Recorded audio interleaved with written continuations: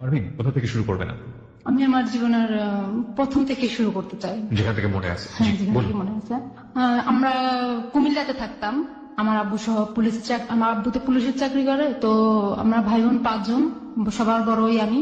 তো আব্বা তো যেহেতু পুলিশের চাকরি করে, তো একবার এক জায়গায় 3 বছরের জন্য পোস্টিং হন উনি। তো আমরা তখন কুমিল্লায় ছিলাম। তো কুমিল্লা থেকে কোরবানি ঈদ করার জন্য আমরা আবার বাড়িতে যেতাম। তো বাড়িতে গেলে তখন আমাদের বাড়ি করা হয়েছিল। কুমিল্লা থেকে বাড়িতে যেতেন, মানে বাড়ি কোথায় ছিল? বাড়ি ছিল হলো গিয়ে নোয়াখালীতে। তো আমার দাদা ছিল নোয়াখালীতে। আমার দাদার আর কোনো ছেলে ছিল না, ছেলে মেয়েও ছিল না। আমার দাদি মারা গেছে আমার আব্বুকে 5 বছর বয়সে রেখে। তো আমার আব্বু একলাই ছিল। তো আমার দাদা বাড়িতে ছিল, বাড়িতে থেকে উনি একলাই রান্না বাড়া করে খাইতেন। তো আমরা গেছি ঈদ করতে গেছি, কোরবানির ঈদ। তো আমাদের তো প্রতি বছর কোরবানি দেওয়া হতো। তো আমি গেছি, আমরা সবাই ঈদ করতে গেছি। পরে ঈদের পরের দিন চাঁদের আলো ছিল, তখন জ্যোৎস্নার আলো বাইরে। তো আমরা সবাই মিলে যেহেতু বলে আমাদের ফুফাতো ভাই ফুফাতো বোনরা সবাই মিলে আমরা লুকোচুরি খেলতেছিলাম। তখন ধরেন যে আমি ক্লাস 5-এ পড়তাম। তো 5-এ পড়ার একটা মেয়ের বয়স কতটুকু থাকে একটা অনুমান করা কতটুকু আমি বলতে পারতেছি না তখন আমার বয়স কত ছিল। তো ক্লাস 5-এ পড়তাম। পরে হলো আমরা লুকোচুরি খেলতেছিলাম। আর একসময় আমার একটা ফুফাতো ভাই আছে, সুমন নাম। তো সুমন ভাই আমাকে আর আমার একটা ফুফাতো ভাই বোন ছিল স্বপ্না। তো আমাদের দুজনকে দৌড়াতে দৌড়াতে একটা বাড়িতে নিয়ে গেলো। একটা বাড়িতে নেওয়ার পরে ওখানে রাসেল নামে, আমাদের বাড়ির পাশে রাসেল নামে একটা ছেলে ছিল। তো ছেলেটার ঘরের সামনে নিয়ে গেলো। তো ও ঘর থেকে বের হচ্ছে মাত্র। বের হওয়ার পরে তো আমাকে হাত ধরছে। বলতেছে, আমি কি বললাম, ছাড়েন, আপনি আমি চিনি না, আপনি হাত ধরছেন কেন? বলে যে ধরছি, ছাড়বো না। ধরছি কি ছাড়ার জন্য? ভাত রান্নাকে ছেড়ে দিলে। আমি ছেড়ে দিলে ভাত রান্নাকে মানে কি? আপনার মা আছে, আপনার মায়ের রান্না ভাত? বলে যে না, শুধু মা রান্ধে, বউ তো রান্ধে ভাত। আমি কি বলেন এগুলো? আমি এখন ছোট মানুষ, আপনি আমার সাথে কি বলতেছেন? ছোট মানুষ কি ক্লাস 5-এ পড়ো? একটু ছোট আছে নাকি এখন? আমি কত বড় হয়েছি? পরে এগুলো নিয়ে একসময় তর্কাতর্কি, আমি ঝাঁকড়াই ওনার হাত থেকে আমার হাতটা সরাই নিয়ে পরে ওনার সাথে একরকম আমার সম্পর্ক হয়ে গেল।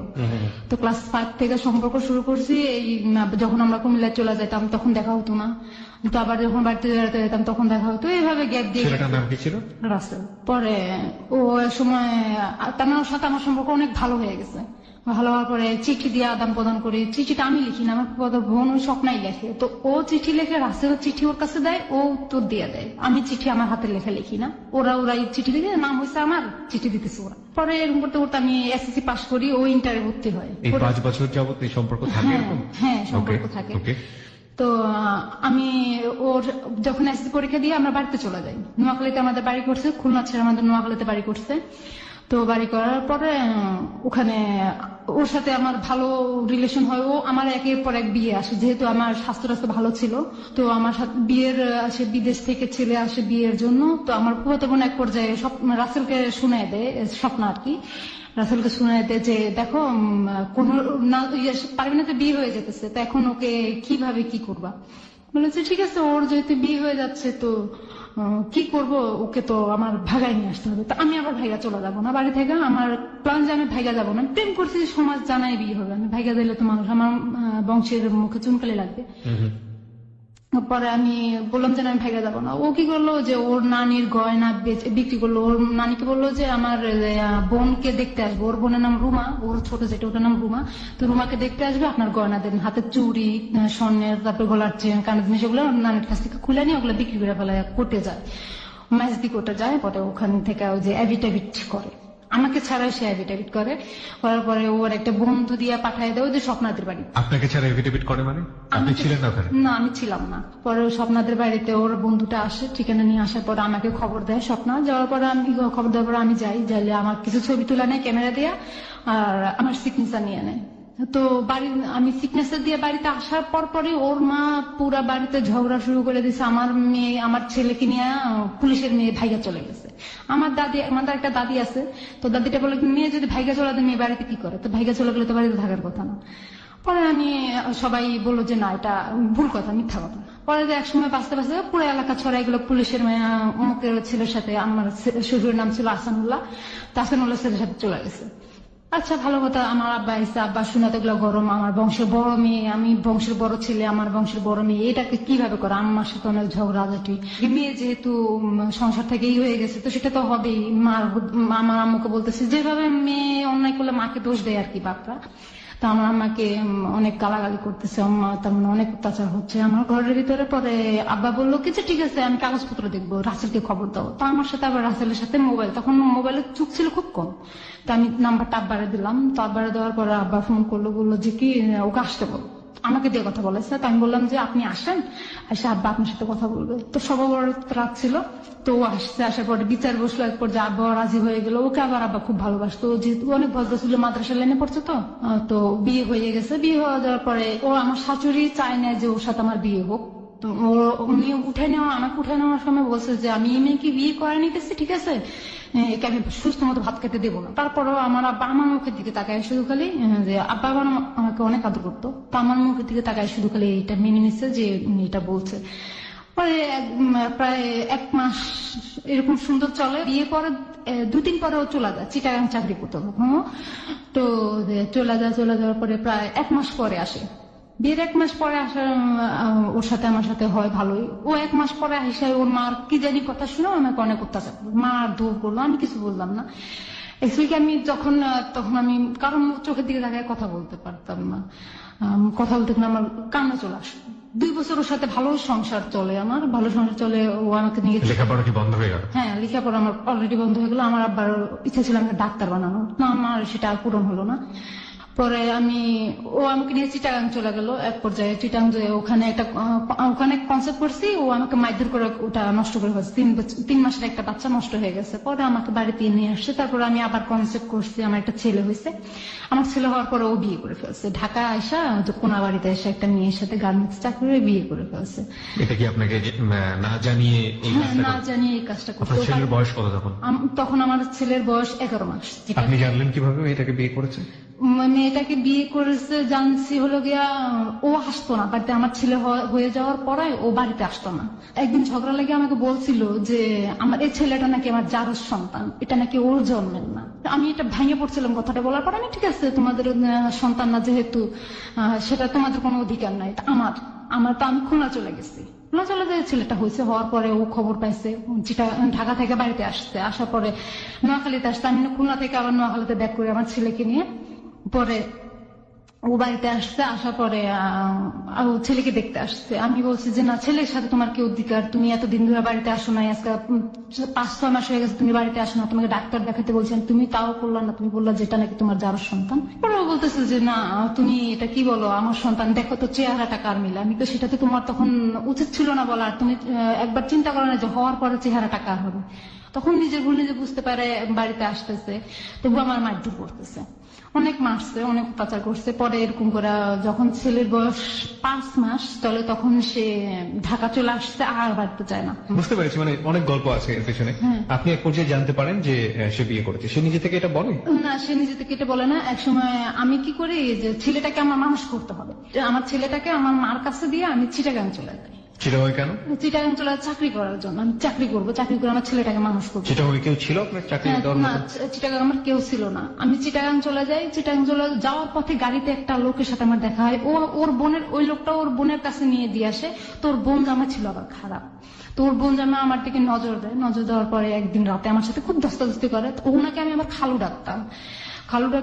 আবার ওনার, আমি বলছি যে খালু এটা সম্ভব নয়।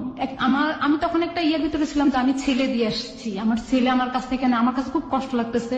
তো যখন আমি চিটাগাং চলে যাই, তার 4 দিনের মাথায় ওরা এলাকায় বিচার বসায় আমার ছেলেটাকে ওদের কাছে নিয়ে যায়, যে বউ যেহেতু নাই, মেয়ে যে ওর মাই যেহেতু নাই, তাহলে আমাদের ছেলে আমাদের কাছে দিয়ে দেয়, আমাদের নাতি আমাদের কাছে দিয়ে দেয়। ত্যাগ পর্যায়ে বিচার বসায় ও আমার ছেলে কোরা নিয়ে যায়। তো আমার মা আমাকে ফোন দেয়। আমি বলেছি ঠিক আছে, পালক দিয়ে দিলে তো অন্য কোথাও চলে যায়, তো আমি পাইতাম না। এখন যেহেতু আছে, ওদের ছেলে ওদের কাছে আছে, বড় হলে একদিন আমার কাছে আসবেই। পরে দিয়ে দিল। তো আমি বললাম, আমি রাসেল কাছে ফোন করে বললাম যে কি দেখো যে আমার ছেলেকে তো ওরা নিয়ে গেছে, তোমার মা নিয়ে গেছে, এখন আমার ছেলেকে আমি চাই। ঠিক আছে, তোমার ছেলেকে তুমি যদি পাইতে চাও, তাহলে তুমি আমার কাছে চলে আসতে হবে। তুমি কোথায়? আমি ঢাকা। ও আমাকে বললো আমি ঢাকা। আমি ঢাকা কোথায়? কোনা বাড়িতে। আচ্ছা ঠিক আছে, তো আমি আসতেছি। তো আমি ঢাকা চলে আসলাম। ও আমাকে রিসিভ করলো, চৌরাস্তা থেকে রিসিভ করে নিয়ে কোনো বাড়ি গেলাম। তো ওখানে গেলাম, আমারে বললো যে কি তুমি আমার কাছে থাকো, তো আমি তোমার ছেলে বাড়িতে যাবো, যাইয়া তোমার ছেলেকে তোমার কাছে আয়না দেবো। তো ওর কাছে 1.5 মাস থাকার পরও আয়না দেয় না ছেলেটাকে আমার কাছে। তো ও 1.5 মাসের ভিতরে ওখানে যে বাসায় ছিলাম, ওই বাসার একটা মহিলা ছিল শাহিনুর নাম। তো ওই আপু আবার ওদের সাথে একসাথে চাকরি করতো। তো ও আমাকে আকার ইঙ্গিতে বলতো ওর সাথে সুমি নামের একটা মেয়ের সম্পর্ক আছে। তো আমি বললাম যে রাসেলের সাথে সুমি নামের একটা মেয়ের সম্পর্ক কই, আমাকে তো বলে নাই। আপনাকে এখানে আনার একটাই কারণ। আমি কি কারণ? ওই আপুটাই আমাকে বলতেছে কি কারণ, কয় যে এই কারণটা হলো যে রাসেল ভাইয়া যে বিয়ে করছে সুমি বিশ্বাস করতেছে না। তো সুমি ওর কাছে বিয়ে বসবে, রাসেল ভাইয়ের কাছে বিয়ে বসবে, তার জন্য আপনাকে এখানে দেখানোর জন্য আনছেন। তাই কয় ও ওই মেয়েটাকে যখন সম্পর্ক গাঢ় হয়ে যেতেছে ওদের, তো আমাকে বাড়িতে পাঠিয়ে দিচ্ছে যে তুমি বাড়িতে যাও, আমি আমার ফোন করে বলে দেবো তোমাকে ছেলে দিয়ে দেওয়ার জন্য। আমি বাড়িতে চলে আসলাম, দেখতেছি আমার ছেলেকে ওরা দিতেছে না। তো আমি কি বললাম, আবার ঢাকায় চলে আসলাম। ঢাকায় আমার গাজীপুর আমার মেজো মামা থাকে, আমার বড় মামা থাকে, ওখানে থাকছি। ওখানে থেকে আমি ওই মেয়েটার কাছে, শাহিনুর নামের ওই মেয়েটার ফোন নম্বর নিয়ে আসছি। আমার আসার সময়, বাড়িতে যাওয়ার সময় আমি ফোন নম্বর নিয়ে আসছি। তো শাহিনুরের কাছে ফোন করে একদিন হঠাৎ প্রায় মাস 1.5 পরে ফোন দিয়ে জানতে পারে যে ওই রাসেল ওইখানে নাই। আর ওই গার্মেন্টসেও চাকরি করতেছে না, সুমিও নাই আর রাসেলও নাই, কেউ নাই। কোথায় গেছে? সুমি রাসেলকে নিয়ে ভাইয়া চলে গেছে। তখন আমি শুনলাম যে ওদের বিয়ে হয়ে গেছে, ওরা ভাইয়া চলে গেছে, এভাবে শুনলাম। আচ্ছা আচ্ছা, ওকে। পরে আমি চাকরি করতেছি আস্তে আস্তে আমার মেজো মামার কাছে রয়েছে, চাকরি করতেছি, ওখানে মামা মামিও আছে।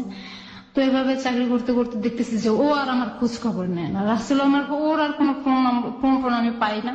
ওর ফোন নম্বর আমার জানা নাই, যেটা জানা ছিল সেটাও বন্ধ। 1 বছর যখন হয়ে গেছে আমার চাকরির বয়স, আমার সবকিছু ভালো চলতেছিল, আমি আনন্দ করতে চলতেছিলাম, চাকরি করতেছিলাম। আপনার ছেলে তখন আপনার হাজবেন্ডের কাছে? হাজবেন্ডের কাছে, হ্যাঁ। মানে আর আপনি তখন চাকরি করে নিজে নিজে একা থাকেন? হ্যাঁ, আপনার পরিবার থেকে কি আপনাকে মেনে নেওয়া হচ্ছে না? না, আমার পরিবার থেকে আমাকে মেনে নেওয়া হচ্ছে। আমার মা বলছে যে ঠিক, আমার মার বিরুদ্ধে যে আমি চাকরি করতেছি। আম্মা বলতেছে তুমি বাড়িতে থাকো। আমি কিন্তু আমি বাড়িতে থাকবো না, আমি বাড়িতে থাকলে আমি নিজেকে কন্ট্রোল করতে পারবো না। বাবা কি বলতো এই সময়? আব্বা তো ওই যে আমার বিয়ের পর এখানে একটা কথা ছেড়ে গেছে, আমি আমার বিয়ের পরে আমার আব্বা বিয়ে করে ফেলছে, আরেকটা বিয়ে করেছে। বিয়ে করে ফেলেছে। আপনার মার সঙ্গে সম্পর্ক ছিল না? না, চাঁদপুরের একটা মেয়েকে বিয়ে করে ফেলছে। চাঁদপুরের একটা মেয়েকে বিয়ে করে উনি চাঁদপুরে সেটেল হয়ে গেছে, চাকরি করে। মানে আপনাদের খোঁজ খবর নিত না, আমাদের খোঁজ খবর। ঠিক আছে, আপনি চাকরি করছেন, হ্যাঁ বলুন। তারপর পরে আব্বারও কোনো মতামত না। আব্বা বলে যে এই মেয়ে আমার সংসারে থাকবে না, আমার ঘরে থাকবে না, আমি আমার বাড়িতেই থাকতে পারবে না। আব্বা মানে নিতে পারে না, আমার মেয়ে যেহেতু, উনি তো আমাকে ফলাইতে পারে না। তো উনি আমাকে বলতেছে ঠিক আছে তুমি চাকরি যেহেতু করো, তোমার মেজো মামার কাছ থেকে করো। পরে আমি চাকরি করতেছি 1 বছরের মাথায়। 1 বছরের মাথায় একদিন আমি 7টা বাজে অফিস থেকে আসছি। আইসা আমার কাছে খারাপ লাগতেছে, সারাদিন ডিউটি করার পর আমার কাছে খারাপ লাগতেছে। আমি শুয়ে রয়েছি, শুয়ে টিভি দেখতেছিলাম। তখন হঠাৎ করে রং নাম্বার একটা ফোন আসে আমার কাছে। রং নাম্বার, বাংলালিং একটা নাম্বার থেকে আমার ফোন আসার পর আমি বলতেছি কে? যে বলে আমি কি? আপনি কে? আমার কাছে ফোন দিচ্ছেন, আপনি কে? বলেছে যে আপনি কি আমাকে চিনতেছেন? আমি কি চিনতেছি না, বিদায় আপনাকে আমি পরিচয় জিজ্ঞাসা করতেছি, আপনি কে? বলে যে আমি তো আরিফ। আমি কি আরিফ? কোথেকে করছেন? আপনার বাড়িতে মনে হয় নোয়াখালী, আপনার কণ্ঠে ওরকম বোঝা যাচ্ছে। বলছে হ্যাঁ আমার বাড়ি নোয়াখালী। নোয়াখালী কোন জায়গায়? ও পরিচয় জানতে চাইলাম, ও ভুল একটা পরিচয় দিল আমাকে। আমি এখন যেটা জানতে পারলাম ওটা পরিচয় দিল না আমাকে, ভুল একটা পরিচয় দিল। পরিচয় দেওয়ার পরে আমি বলতে কিসের জন্য ফোন করছেন আপনি আমার কাছে? আমি কি আপনাকে ভালোবাসি? ডিরেক্ট বলতেছি কথাটা, আমি আপনাকে ভালোবাসি। আমি কি আশ্চর্য কথা, কি ধরনের কথা বলেন? আপনি কি আমায় দেখছেন? কয় না দেখি না। আমি তো কোথায় আমার নাম্বার পাইছেন? আপনার একটা কাকার কাছে কিনেছে। আমি অসম্ভব কথা, আমার কোন কাকার কাছে আমার নাম্বার নেই। আমি রাসেলের ভয়তে আমার নাম্বার আমি কারোর দিই না। আমার মা ছাড়া আর কেউ জানতো না। আমার আর আপন কাকা একটা ছিল, ওইটা জানতো। আপন কাকা আমার আব্বার চাচাতো ভাই, উনি জানতো, আর তো কেউ জানার কথা না। তো বলে যে হ্যাঁ আমি নিচ্ছি আপনার কাকার কাছে। আমি আমার কাকা আমার নাম্বারটা কাউকে দিবে না, আপনি ভুললে হবে নাকি, আপনি কার কাছে নিতেন সেটা বলেন। তো একটা ঘটনার মাধ্যমে আমার নাম্বারটা আরেকজনের কাছে চলে যায়। হ্যাঁ, পরে নাম্বারটা পাওয়ার পরে আমাকে বলতেছে ভালোবাসি। আমি কে শুনেন কথাটা, আপনি প্রথম আমি একটা খারাপ বিহেভ করছিলাম। তো আমি বলতেছি যে আপনি কথাটা আপনার মাকে বলবেন আগে, আর আপনার বোনকে বলবেন আগে, যে আমি ওরা যদি মাইনে নিতে পারে তাহলে আমিও মেনে নিব, বুঝলেন যে আমি আপনার বোনের মতো। হ্যাঁ, কথাটা বলার পরে ও ফোনটা কেটে দিচ্ছে। ফোনটা কেটে দেওয়ার পরে আমার আরই নাই, ওকে তো এগুলা বলে আমি রেখে দিছি। রেখে দেওয়ার পরে সেম টাইম পরের দিন সেম টাইমে আমাকে আবার ফোন দিছে। ও কিভাবে জানতে পারে আমি 7টা বাজে বাসায় থাকি? আমি কি আপনি কি কালকে যে ফোন করছি আরেকটা নাম্বার থেকে ফোন করছে, ওই নাম্বারটা থেকে না, একটা রবি নাম্বার থেকে ফোন করার পরে আমি বললাম যে আপনি আমার কাছে আবার কেন ফোন দিচ্ছেন? আপু কালকের কথার জন্য সরি। আমি তো সরি কেন? কয় আপনাকে আমি কথাটা বলছি। আমি তো সরি তো আপনাকে আমি বলার কথা। কয় কেন? আমি যে আপনাকে আমি খারাপ বিহেভ করছি। কয় না সমস্যা নাই, বলতেই পারেন, একটা মেয়েকে হুট করে ভালোবাসি বললে তো সেটা বলতেই পারে স্বাভাবিক। পরে আমি বলতেছি কিসের জন্য ফোন দিচ্ছেন? ও বললো যে আমি তো বিদেশ থেকে আসছি, এখন আবার সিঙ্গাপুর যাব, তো আমি ট্রেনিং এর মাধ্যমে যাবো। তো ট্রেনিং এর মধ্যে যাবেন আপনি, আমার কি? বলে যে আপু আমার তো ঢাকায় কোনো পরিচিত লোক নাই, আপনি তো অনেক বছর যাবত ওখানে রয়েছেন জানলাম। আমি না অনেক বছর না, আমি এখানে আছি প্রায় 1 বছর যাবত। কয়েক বছর যাবত অনেক লোক পরিচয় তো হয়, তো আপনি আমাকে কিন্তু ব্যাচেলার রুম খুঁজে দিতেন। আমি দেখেন আমি তো বাড়িওয়ালা, ঢাকা শহরের বাড়িওয়ালা না, আমি আপনাকে রুম খুঁজে দেবো কিভাবে? আপু আপনি কথা বলেন, তেরা তেরা করে কথা বলেন। আমি কি আমার কথাই এমন, আপনি যদি ভালো লাগে তো বলবেন, না ভালো লাগে না বলবেন। আপু আমাকে একটা রুম যদি খুঁজে দিতেন। আমি ঠিক আছে, আপনি যদি এত অনুরোধ করতেছেন, এত রিকোয়েস্ট করতেছেন, ঠিক আছে আমি দেখবো, না পাইলে আমার কিছু করার নেই। তো এরকম করতে করতে ওর সাথে আমার কথা চলতেছে, সুন্দর কথা চলতেছে ওর সাথে আমার পর্যায়ে আর কি ঠাট্টা, বাজে কোনো কথা হয় না, শুধু বলে আর কি ঠাট্টা দুষ্টামি, রাজনীতি নিয়েই কথা হয় বেশিরভাগ সময়। তো আমি এক সময় ওর সাথে ওর জন্য বাসা দেখলাম, যে আমি একটা বাসা দেখছি আপনি আসেন। তো ফার্স্ট টাইম ওর সাথে আমার দেখা, ও আসছে, ওর একটা খালাতো ভাই সজীব, ও সজীবকে সাথে করে নিয়ে আসছে। আসার পরে আমি ওকে দেখলাম, দেখা আমার অনেক ভালো লাগছে ওকে দেখা। দেখার পরে ভালো লাগছে? হ্যাঁ, দেখা করে ওকে ভালো লাগছে, আমাকে ওর ভালো লাগছে, ওর মুখ থেকে শুনছি আর কি আমি। তো ও বলতেছে কি আচ্ছা ঠিক আছে বাসায় চলেন। তো আমি বাসায় নিয়ে গেলাম, ওর জন্য রান্না টান্না করলাম, অনেক কিছু করলাম। করার পরে আমি তো বাসা দেখবেন না, আপনারা এখানে উঠছেন, আমার বাসায় আপাতত থাকেন বাসায় উঠা পর্যন্ত। তো ওদেরকে আমি বাসা নিয়ে যে বাসাটা দেখছি ওটা দেখতে গেলাম। দেখার পরে ওদের পছন্দ হয় না এই বাসা। আমি ঠিক আছে পছন্দ হয় না, আমার কিছু করার নেই, আমার হাতে আর কোনো বাসা নেই, আপনারা এখন তাহলে আর আপনাদের মতো আপনারা থাকতে পারেন। ওদেরকে নাস্তা টাস্তা করাই দিলাম। ওরা পরের দিন রাত ওখানে ছিল, ওই রাতটা আমাদের বাসায় ছিল। আমার বাসায় ছিল 2টা রুম, তো ওই রুমে আর রুমে ওরা 2 ভাই ছিল, আর আমি আমার মামির কাছে ছিলাম। পরের দিন সকালবেলা উঠছে, আমি নাস্তা দিচ্ছি, ওদেরকে নাস্তা খাইছে, খাওয়ার পরে চলে গেছে। ওরা ওই যে ইয়াতে ফকিরাপুর চলে আসছে, হোটেল থাকবে ওইখানে। তো ফকিরাপুর চলে আসার পরে আমি ওকে বললাম যে কি ঠিক আছে আপনার যেহেতু চলে গেছেন ভালো কথা, আমরা তো আমার একটা বান্ধবী ছিল রানী নাম, এই গাজীপুরে। তো ও সহ ও বিদেশ যাবে, গার্মেন্টস বিষয়ে ইন্টারভিউ দিচ্ছি, ও আর আমি দুজনই ইন্টারভিউ দিচ্ছি। আচ্ছা, দুজন টিকছি, মেডিকেলও হয়েছে টিকছি। ও পাসপোর্ট বানাবে, আমার পাসপোর্ট বানানো আছে, তো ও পাসপোর্ট বানাবে। পাসপোর্ট বানানোর পরে ওর ভাবির বাসায় যেতে হবে। ওর ভাবির বাসায় হচ্ছে মুক্তাপাড়া। তো ভাবির বাসায় যাবে। তো আমি বললাম যে ফোন দিয়ে বললাম যে কি আরে তুমি কোথায়? তুমি শুরু হয়ে গেছে এর মধ্যে আপনাদের? হ্যাঁ, মানে দেখার পরে কি আপনারা প্রেম ভালোবাসা? না না না না, তখন কোনো ভালোবাসা প্রেম ছিল না, বন্ধুত্ব জাস্ট। তো ও বলতেছিল আপনি করে বলা তো ভালো লাগে না, তো তুমি করে বলো। তো তুমি করে বলতে বলতে আমি বললাম যে তুমি কোথায়? আমি তো ফকিরাপুর। তো বলতেছে যে কি ঠিক আছে তো তুমি কোথায়? আমি তো বাসায়, রানী সহ আমরা ইয়েতে আসতেছি, মুক্তাপাড়া আসতেছি, তুমি কি আমার সাথে দেখা করতে পারবে? হ্যাঁ দেখা করতে পারবো। তো ঠিক আছে চলো দেখা করবো। দুপুরবেলা রানীর ভাবির বাসা থেকে ভাত খেয়ে বের হয়েছি, বের হয়ে একটা ছবি বের হয়েছে শাকিব খানের, তো ওই ছবিটা দেখবো হলে ঢুকছি। ঢুকার পরে ওর খালাতো ভাই আর ও বসছে এক পাশে, ওর পাশে আমার সিটে, ওর পাশের সিটে আমি বসছি, আমার পাশে বাম পাশের সিটে আবার রানী বসছে। তো আমি আর আরিফ হয়েছি কাছাকাছি সিটে। তো ওর হাতটা আমার হাতের সাথে লাগছে, লাগার পরে আমি হাতটা সরাই ফেলছি। সরাই ফেলার পরে আমি সন্দেহ হয়ে যাচ্ছিল। পরে আমি রানী বলে যে কি চল আমরা বাসায় চলে যাই, সন্দেহ হয়ে যাচ্ছে কিভাবে যাবো বাসায়।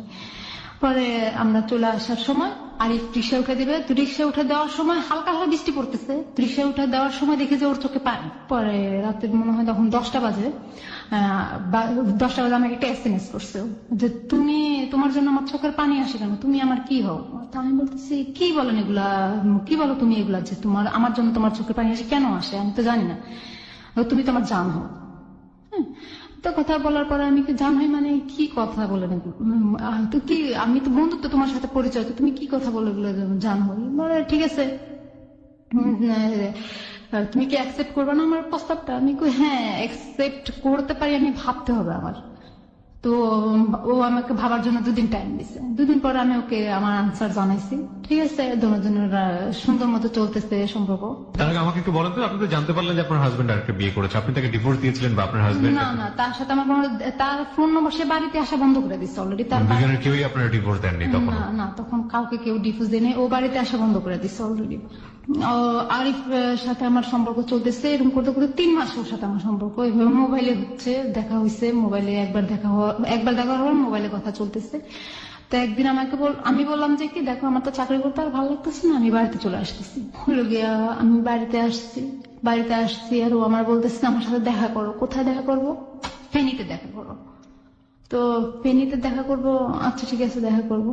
তো দেখা করতে গেছি আমি, তার মধ্যে আরেকটা কথা ফালাই গেছি। আমি ওর খালাতো ভাই সুজিতকে জিজ্ঞাসা করছি যে ভাইয়া তুমি, ও আরিফের পাও কাটা গেছে। ও আমার সুজিত আমার বলতেছে আপু আরিফ ভাইয়ের পাও কাটা গেছে। কিভাবে কাটা গেছে? বাস থেকে নামার সময়। তো ওকে নিয়ে যাও না, ইয়াতে নিয়ে যাও, ফার্মেসিতে নিয়ে যাও। হ্যাঁ ফার্মেসিতেই আছে। তো আমি ওকে সেবা করার তো ঢাকা শহরে কেউ নাই, তো তাহলে কি করবা? বিয়ে করার দাও তোমার ভাইকে একটা। আমার ভাইকে বিয়ে করাবো না করবো সেটা আপনাকে জিজ্ঞাসা করবো না, কাউকে জিজ্ঞাসা করবো। আমি ঠিক আছে সমস্যা নাই, ওকে তোমার ভাই তোমাদের ইচ্ছে। পরে আমি বললাম আমার সাথে এইভাবে কথা হতেছে, আমি বাড়িতে চলে আসলাম। তো বললাম না বাড়িতে চলে আসলাম। তারপরে বাড়িতে চলে আসার পরে আমাকে ফেনী দেখা করতে বললো। তো ওর একটা চাচাতো ভাই হারুন নাম, এলাকার ভিতরে ওর চাচাতো ভাই হারুন নাম। তো হারুন সহ ও গেছে ফেনীতে। তো আমিও গেছি, যাওয়ার পরে কথা বলতেছি, একটা রেস্টুরেন্টে ঢুকছি, ঢুকে কথা বলতেছি। তো কথা বলার পরে পাশে একটা কাজী অফিস লেখা একটা ইয়ে টানানো থাকে না, ওগুলা টানানো আছে। তো আমি কাজী অফিস দেখে বলতেছি যে ওই যে দেখো কাজী অফিসের ইয়ে লাগানো আছে। তো হারুন ভাই বলতেছি যে কি, যে কাজী অফিস কি লাগবে নাকি? হ্যাঁ সেটা আপনার ভাইকে জিজ্ঞাসা করেন। এখন আরিফ বলতেছে কি হ্যাঁ লাগবে, সময় হলে তো অবশ্যই লাগবে। ঠিক আছে তাহলে চলো এখনই কাজী অফিসে চলো। আমি দুষ্টামি করতেছি, ও ভাবছে যে আমি সিরিয়াসলি বলতেছি। তো বলতেছে তুমি কি সিরিয়াস বলতেছো? ওর চোখ মুখের দিকে তাকাই, আমি বলতেছি তুমি কি সিরিয়াস বলতেছো? সজীব কি এটা জানতো, আপনার আগের সম্পর্কে জানতো? হ্যাঁ আরিফ জানতো আমার সম্পর্কে, কারণ আমার ছেলের ছবি আমার ঘরের জানালায় টানানো ছিল। আচ্ছা, মানে আপনার একটা ছেলে আছে, আপনার বিয়ে হয়েছে, ডিভোর্স হয়নি, এগুলো সব জানতো? সব জানতো। ও রানীর কাছ থেকে সব শোনা ফেলছে। আচ্ছা, রানী ওকে বলে দিচ্ছে আমার যে বিয়ে হয়েছে। তো বিয়ে, ও আমাকে একদিন জিজ্ঞাসাও করছে, হঠাৎ করে জিজ্ঞাসা করছে তোমার কি বিয়ে হয়েছে? নাকি হ্যাঁ হয়েছে। এটা তুমি কার কাছ থেকে শুনছো? আমি রানী বলছি। ভালো কথা, জানলে তো ভালো কথা।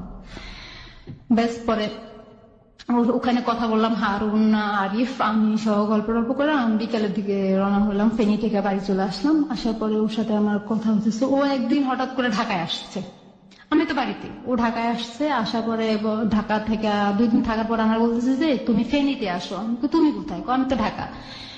তুমি ঢাকা, আমি ফেনী যাই কি করবো? তুমি আসোই না, তোমার যেটা বলছো সেটা করো। আমি তো ঢাকা যাবো, ওই আছে ফেনীতে যাবো, তুমি ঢাকা থেকে কখন আসতেছো? আমি গাড়িতে উঠছি, তুমি আসো, তো আসার সময় তোমার কিছু কাপড় চোপড় নিয়ে আসবা। তো আমার মাথায় এটা ধরছে কি ব্যাপার, আমি কাপড় চোপড় নিয়ে ওখানে কি করতে যাবো? তো বলছি কাপড় চোপড় নিয়ে আসো, তোমাকে এত কথা জিজ্ঞাসা করতেছি না, তুমি কাপড় চোপড় নিয়ে আসো, আমার কাজ আছে। ঠিক আছে, আমি 2টা কাপড়, হ্যাঁ 2টা কাপড় চোপড় নিয়ে আমি যাইলাম একটা শপিং ব্যাগে, 2টা কাপড় চোপড় নিচ্ছি আর কিছু মেয়েদের যা কসমেটিক লাগে নিচ্ছি, নিয়ে আমি ফেনীতে গেছি। তো আমি ফেনীতে প্রায় আধা ঘন্টার মতো ওয়েট করার পরে ও আসছে। আসার পরে আমি তুমি কোথেকে আসছো? আমি কি মাত্র ঢাকা গাড়ি থেকে নামলাম। ঠিক আছে, কোথায় যাবে এখন? তুমি আমার কাপড় চোপড় নিয়ে আসতে বলছো, তুমি যাবে কোথায়? বলে চলো আমরা চিটাগাং যাবো। তো চিটাগাং কি করতে যাবো? ওখানে তোমার কে হয়? আমার তো কেউ থাকে না ওখানে। চলো না যাবো, আমার বন্ধুর বাসা আছে। ঠিক আছে চলো। তো আমার ওর প্রতি খুব বিশ্বাস ছিল, আমি ওর কথা অনুযায়ী চলে গেছি। আমি এই কথাটা চিন্তা করতে পারি নাই যে ও আমাকে ওখানে নিয়ে কি করবে। প্রিয় শ্রোতা, আমরা 4 মিনিটের ছোট্ট একটা বিরতি নিতে চাই। হ্যাঁ পারভিন বলুন, তারপর চিটাগাং গেলেন আপনি? হ্যাঁ ওর সাথে চিটাগাং গেলাম। তো আমাকে কোন একটা জায়গায় নিয়ে গেছে, এখনো পর্যন্ত আমি মনে করতে পারতেছি না সেই জায়গাটার নাম, এখনো পর্যন্ত আমার মনে নাই। তো আমি ওই জায়গাটায় গেছি। পরে ওর একটা শওকত নামে একটা বন্ধু আছে, তো ওইখানে থাকে। ওখানে ওর শওকতকে ফোন করে নিল যে আমি, আরিফ বললো যে আমি তো আসছি, তুই কোথায়? আমি আসছি। তো শওকত মনে হয় জিজ্ঞাসা করছে যে তোর সাথে আর কি আছে? বলছি তোর ভাবি আছে। তো ঠিক আছে, শওকত আবার আসছে, তাড়াতাড়ি করে সিএনজি নিয়ে আসছে। আসার পরে ও আমাদেরকে একটা হোস্টেলে নিচ্ছে। তো আমি আরেকটা জিজ্ঞাসা করলাম যে কোথায় আসছি আমরা? তুমি চিনবা না তো এটা? আমি কিন্তু চিনবো না, তুমি আমাকে এখানে আনছো কেন? কয় দেখো আমরা একটা রুম নেবো। আমি কি একটা রুম নেবো মানে? আমি তো ভাবছি তুমি দুইটা রুম নেবে, এখন একটা রুম নেবে এই কথা বলতেছে, মানে কিসের জন্য আমরা একটা রুম নেবো? তুমি দেখো এত কথা কেন বলো, এত কথা বললে মানুষ সন্দেহ করবে। আমি কই না, তোমার তো মনের ভিতরে ভাবনা আছে, তুমি কি করতেছো এগুলো? তুমি এত কথা বলো কেন? তো আমি শেষ পর্যন্ত দেখার জন্য আমি চুপ করে বললাম। তারপরে একটা রুম নিল, তা একটা রুমে দুটো চৌকি, তো ওইটাতে ঢুকলাম। ঢুকার পরে স্বগত ঢুকলো, স্বগত বললো যে কি নাস্তা। তো স্বগত আমাকে দেখে বললো যে কি এটা তো ভাবি না। তো আরিফ ওকে একটু হালকা একটু ইশারা দিয়ে দিল, তো এটা তো ভাবি না। এই কথা বলার পর ইশারা দিয়েছে, কয় হো হ্যাঁ হ্যাঁ ভাবি কেমন আছেন। তা আমার মনে হতে ডাউট গেছে, কি ব্যাপার, এটা তো ভাবি না বললো, কি ব্যাপার তো আমি বুঝলাম না। সৌগত ভাই ব্যাপার কি বুঝলাম না, প্রথম বললেন ভাবি না, আবার বললেন ও ভাবি কেমন আছেন, কি আমি তো এটার মানে বুঝলাম না। কয় না এমনি দুষ্টামি করছি। ও আচ্ছা। আরিফ বলো তো ঠিক আছে শওকত নাস্তা নিয়ে আয়। তো শওকতকে নাস্তা আনতে পাঠাইলো, শওকত নাস্তা আনলো, আয়না দিয়া ও শওকত চলে গেছে। যখন হোস্টেলে ঢুকলাম আমরা তখন প্রায় রাত 8টা বাজে। তো শওকত চলে গেছে, বললো যে কি সকালে ফোন করে নিস, ঠিক আছে। তো শওকত চলে যাওয়ার পরে আমরা দুজন নাস্তা করলাম। আমার পুরো শরীরটাই কাঁপতেছে। আমি কখনো, এটা ফার্স্ট অভিজ্ঞতা আমার কোনো ছেলের সাথে একটা অবিবাহিত ভাবে একটা রুমের ভিতরে থাকা, আমার এটা ফার্স্ট আমার জীবনে। আমার মনে হচ্ছে আমি চিল্লে চিল্লে কান্দি। পরে ও আমাকে দেখে ভয় কাজ করতেছে আমার ভিতরে। ও আমাকে দেখে বুঝতে পারছে যে তুমি কি, আমার জিজ্ঞাসা করতেছে তুমি কি ভয় পাইছো, তুমি কিভাবে বুঝতে পারো, তোমার চোখ মুখ এরকম শুকিয়ে গেছে, তোমার ঘামাইতেছে কেন, তুমি এরকম ঘামছো কেন। শীতের দিন ছিল তখন। পরে আমি বলতেছি কি দেখো তুমি এটা কেন করলো, আমি তো বুঝলাম, ভাবছিলাম যে তুমি কোন বন্ধুর বাসায় নিবা আর তোমার 2টা রুম নিবা, সেটা ভাবছিলাম। যদি হোস্টেলে আসো তাহলে 2টা রুম বা কোনো বন্ধুর বাসায়। দেখো আমার এখানে বন্ধু আছে ঠিক আছে, কিন্তু বন্ধুরা তো কোনো বাসা নিয়ে থাকে, যে এখানে ব্যাচেলার থাকে। তোমাকে নিয়ে আমি কি একটা ব্যাচেলার রুমে এতগুলো ছেলের ভিতরে কিভাবে উঠবো? তুমি একটা রুম নিলে কেন? 2টা রুম নিলে তুমি কি একলা একটা ঘরে থাকতে পারতা? তোমার ভয় করতো না? আমি কি সেটা তো থাকতে পারতাম না। তাহলে 2টা খাট যেহেতু আছে, তাহলে তুমি তোমার কাছে থাকবো, আমি আমার কাছে থাকবো। আচ্ছা ঠিক আছে। তো আমি বলতে বাতি নিবে শুয়ে বলো, ঠিক আছে। বাতি নিবে শুয়ে পড়ার পরে বাতি নিবার এক পর্যায়ে দেখি যে আমার খাটে আমার হালকা চোখটা লেগে আসছে। আমার ঘুমের, যেহেতু জার্নি করছি আমার ঘুম অনেক চোখে। তা ও আমার শরীরে হাত দেওয়ার সাথে সাথে আমি এখনো আমার শরীরে কেউ হাত দিলে আমার ঘুম গেলে যত ঘুমে যায় আমার শরীরে কেউ হাত দিলে আমি জেগে যাই।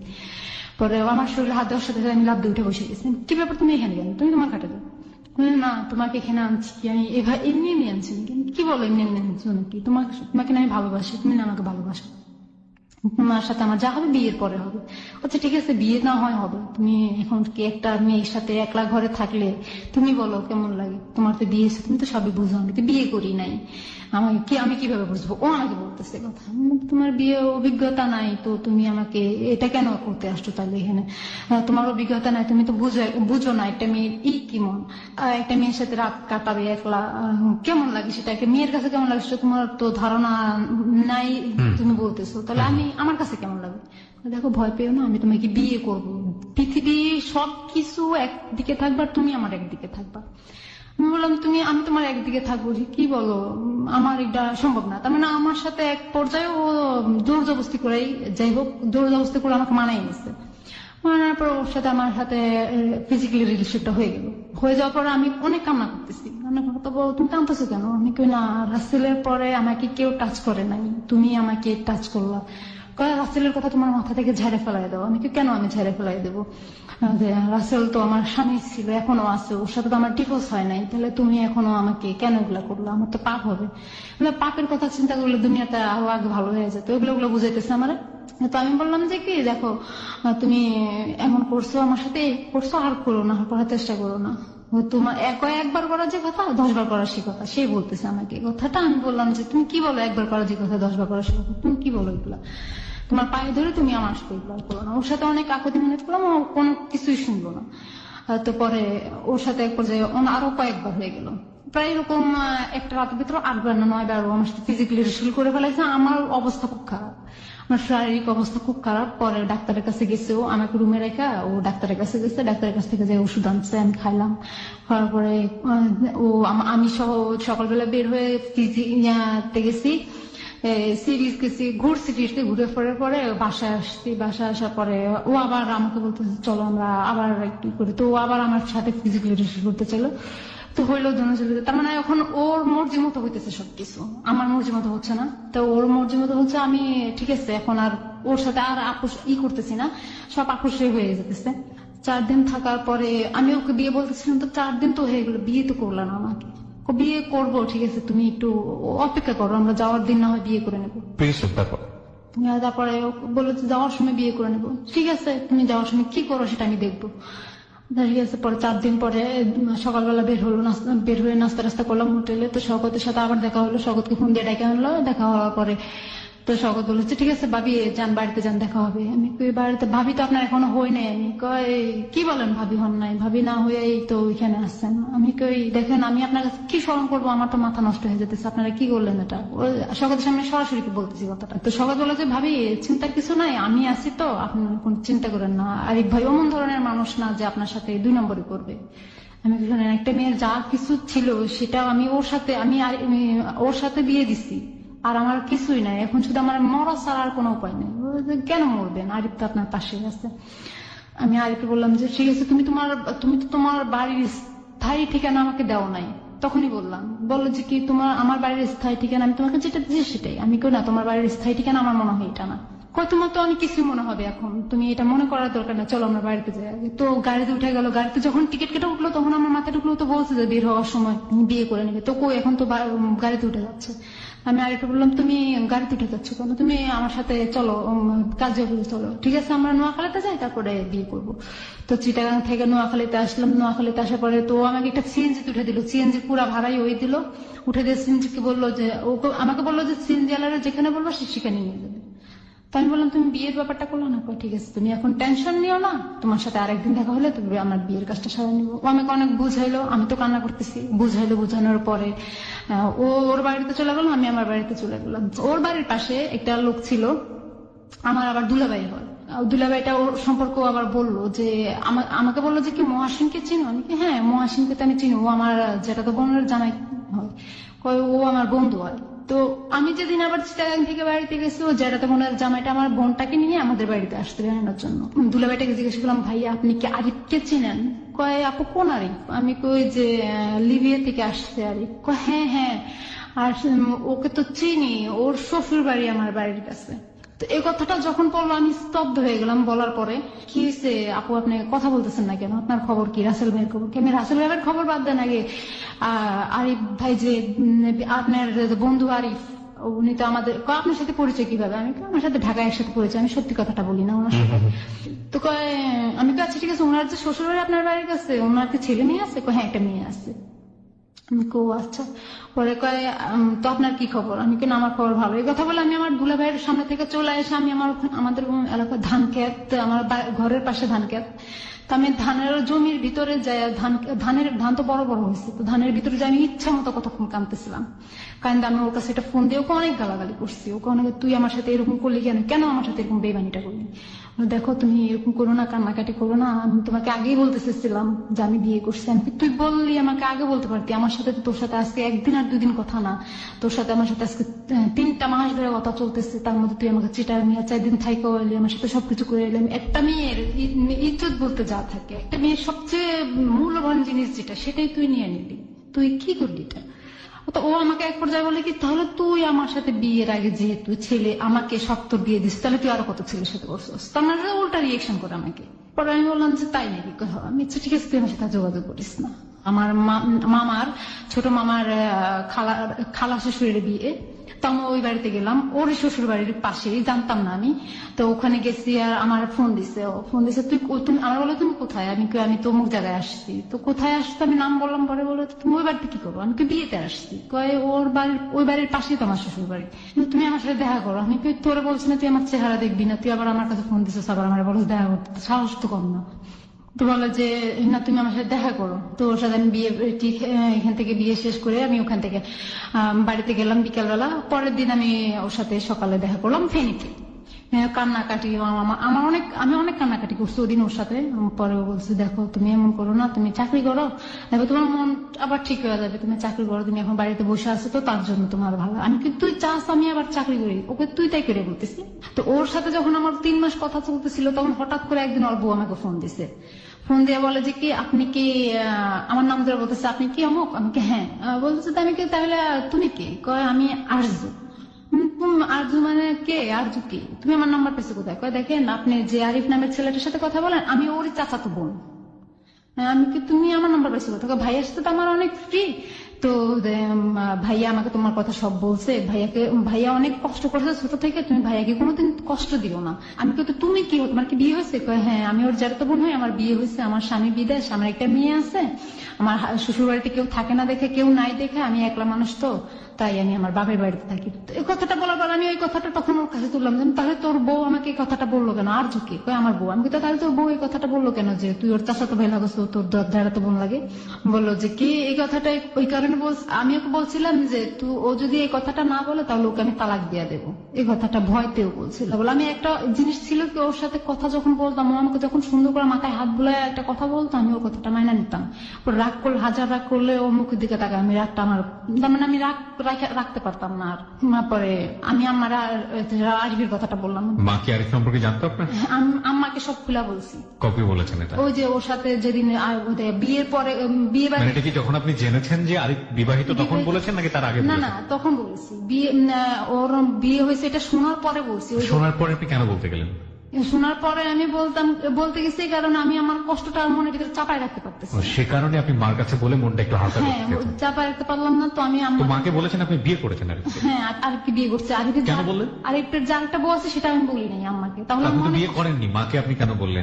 কারণ না হলে আমি যে 4 দিন যে চিটা ছিলাম আমার কাছে বারবার জানতে চাইছে 4 দিন পরে মার কাছে হালকা হতে গিয়ে আপনি মাকে মিথ্যা কথা বললেন? হ্যাঁ তার 3-4 দিন পরে আমি ঢাকা চলে গেলাম। ওই 3-4 দিনের সাথে আমার যোগাযোগ ছিল।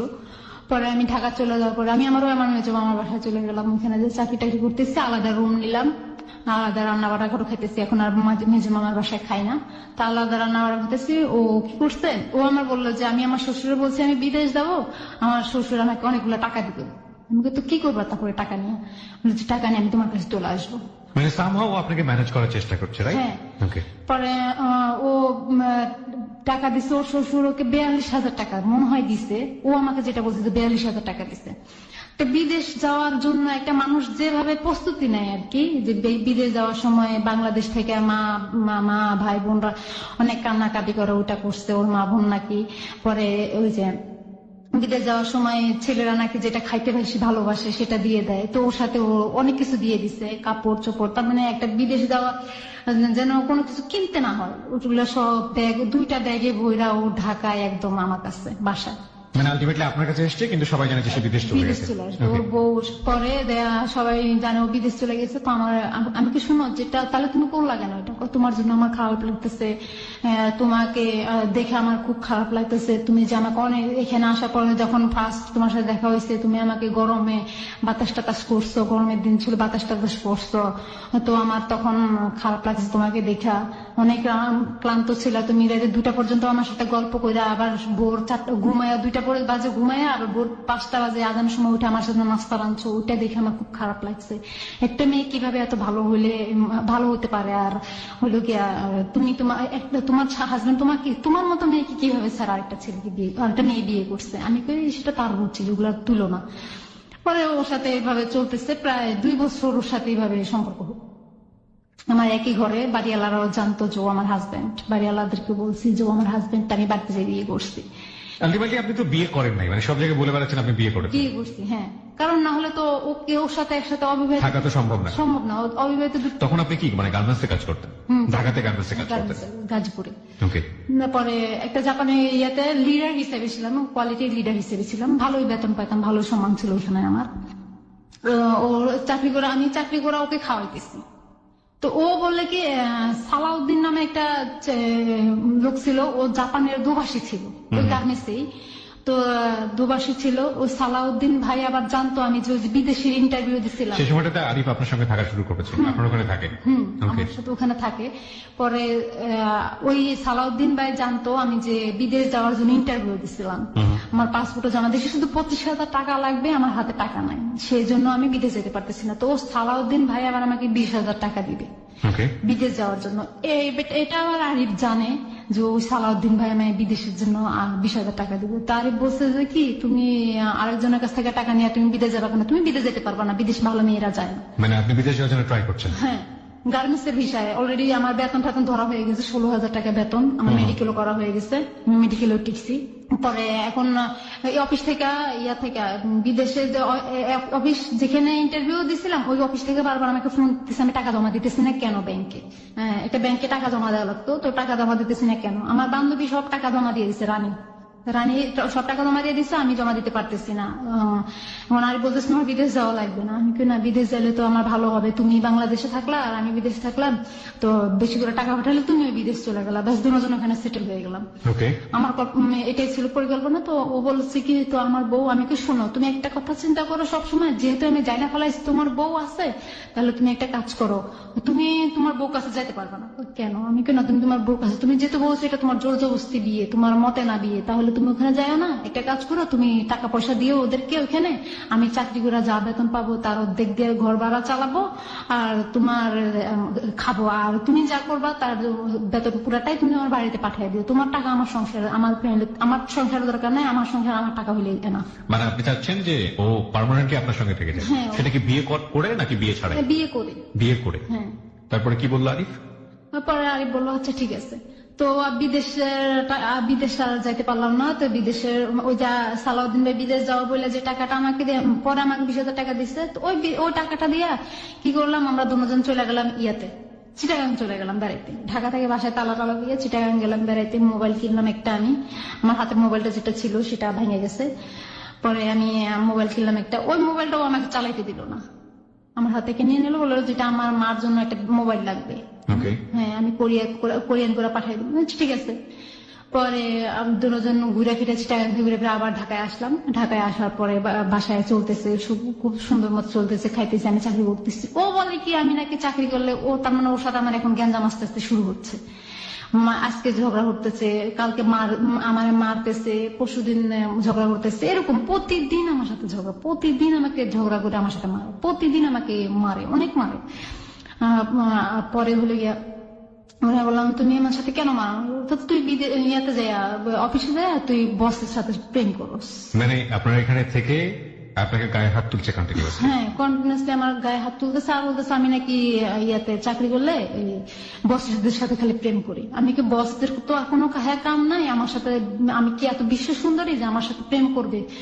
কয় না, প্রেম করে আমি জানি। আমি কই তুমি আন্দাজ কিসের জন্য, তার মানে আমার সাথে ঝগড়া করার জন্য এগুলো করতেছো? তো তুমি যে তোমার বউর সাথে বাড়িতে কথা বলো তার জন্য কি তুমি কিছু বলি নাকি?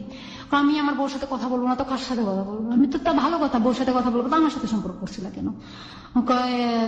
তুই তাহলে আমার সাথে সম্পর্ক রেখে আরেক ছেলেদের সাথে কথা বলছিস কেন? আমি কই কথা বলছি, আমি তো ডিউটি করতেছি, আমি অফিসিয়াল কাজের জন্য বসদের সাথে কথা বলতেছি, যেহেতু আমি লিডার হিসাবে আমার একটা দায়িত্ব আছে।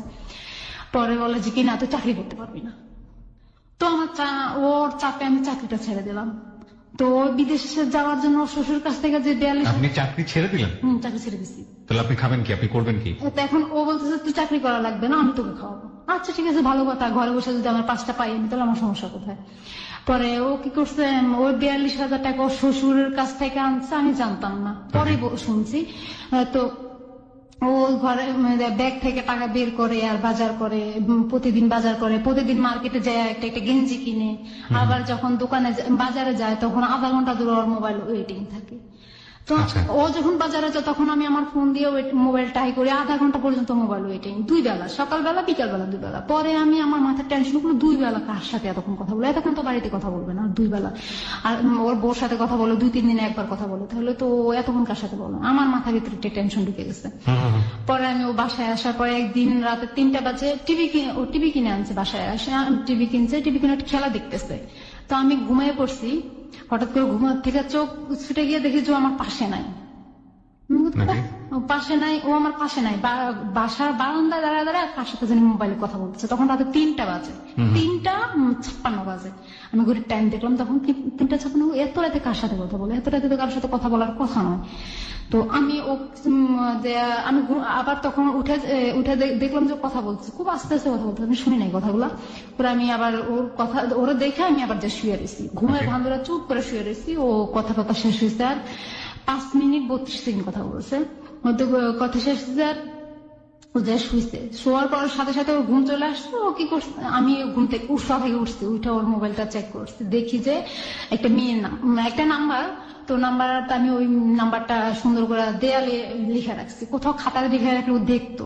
পরে আমি ইয়াতে দেয়ালে লিখে রাখছি। পরের দিন সকালবেলা ও যখন বাজারে গেছে, সকালবেলা আমি ওই নাম্বারে ফোন দিচ্ছি। নাম্বারে ফোন দিয়ে দেখি যে চিটাগাং ছাগলনাইয়া নামে একটা জায়গা আছে, ওই জায়গার একটা মেয়ে, মেয়েটার নামটা আমি জানি না, মেয়েটার নাম আমাকে বলো না। মেয়েটার আর একটা মেয়ে আছে, মেয়েটার হাজবেন্ড বিদেশ থাকে। ওকে, তো ওই মেয়েটা, আমি এই তুমি কে, কয় আপনি কে, আমি কই তুমি আমার হাজবেন্ডের সাথে কিসের কথা বলো, রাতের 3টা বাজে কিসের কথা বলো, তোমার কি জামাই নেই? হ্যাঁ আমার বিয়ে হয়েছে, আমার হাজবেন্ড বিদেশ থাকে। আমি কো জামাই বিদেশ থাকে, তার জন্য তুমি এগুলো করো, তুমি আমার হাজবেন্ডের সাথে কিসের কথা বলো? কয় কে এত আপনার হাজবেন্ড? আমি কি তুমি তার সাথে কথা বলো? সে কয় তার নাম কি? আমি কি আরিফ? কয় তার নাম তো আরিফ না, আমি যার সাথে কথা বলো তার নাম তো রাফি।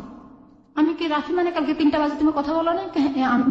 এই নাম্বারটা দিয়ে কথা বলো না? হ্যাঁ। তো আমি কার সাথে? রাফির সাথে কথা বলতো। আমি রাফি নাও, নাম আরিফ। ওর আর বাড়িতে একটা বউ আছে, আমি ওর দ্বিতীয় বউ। এই কথাটা মেয়েটার কাছে আমি বললাম। তুমি পরে মেয়েটাকে অনেক গালাগালি করলাম, তুমি আমার একটা বেয়াদব মেয়ে, তুমি আমার হাজবেন্ডের সাথে যদি কথা বলো তো তোমার খবর আছে। পরে মেয়েটাকে ধুমকি টুমকি দিলাম। পরে আবার দেখি যে কথা বলতেছে মেয়েটার সাথে, ও কথা বলে, কন্টিনিউসলি কথা বলা যায়। পরে আমি একদিন মেয়েটারে বললাম যে আসলে কি তুমি কি মানুষ নাকি আরো কিছু, একটা সংসার কিভাবে ভাঙো? কয় দেখেন আমি আপনার হাজবেন্ডকে ফোন দিই না, আপনার হাজবেন্ডই আমাকে ফোন দেয় রাতের 12টা না 1টা। আপনার সঙ্গে থাকা শুরু করার কতদিন পরের এই ঘটনা এটা? এটা প্রায় সপ্তাহখানিকের পরের ঘটনা। সপ্তাহখানিকের মধ্যেই ঘটনা ঘটে গেছে। প্রিয় শ্রোতা, আমরা এই জায়গাটায় ছোট্ট একটা বিরতি নিতে চাই। আপনারা সবাই শুনছেন close up presence hello 8920 ABC radio FM 89.2 এ। আমি আরজে কিবরিয়া রয়েছে আপনার সঙ্গে, এবং আজকে এখানে পারভিনের জীবনের গল্প শুনছেন।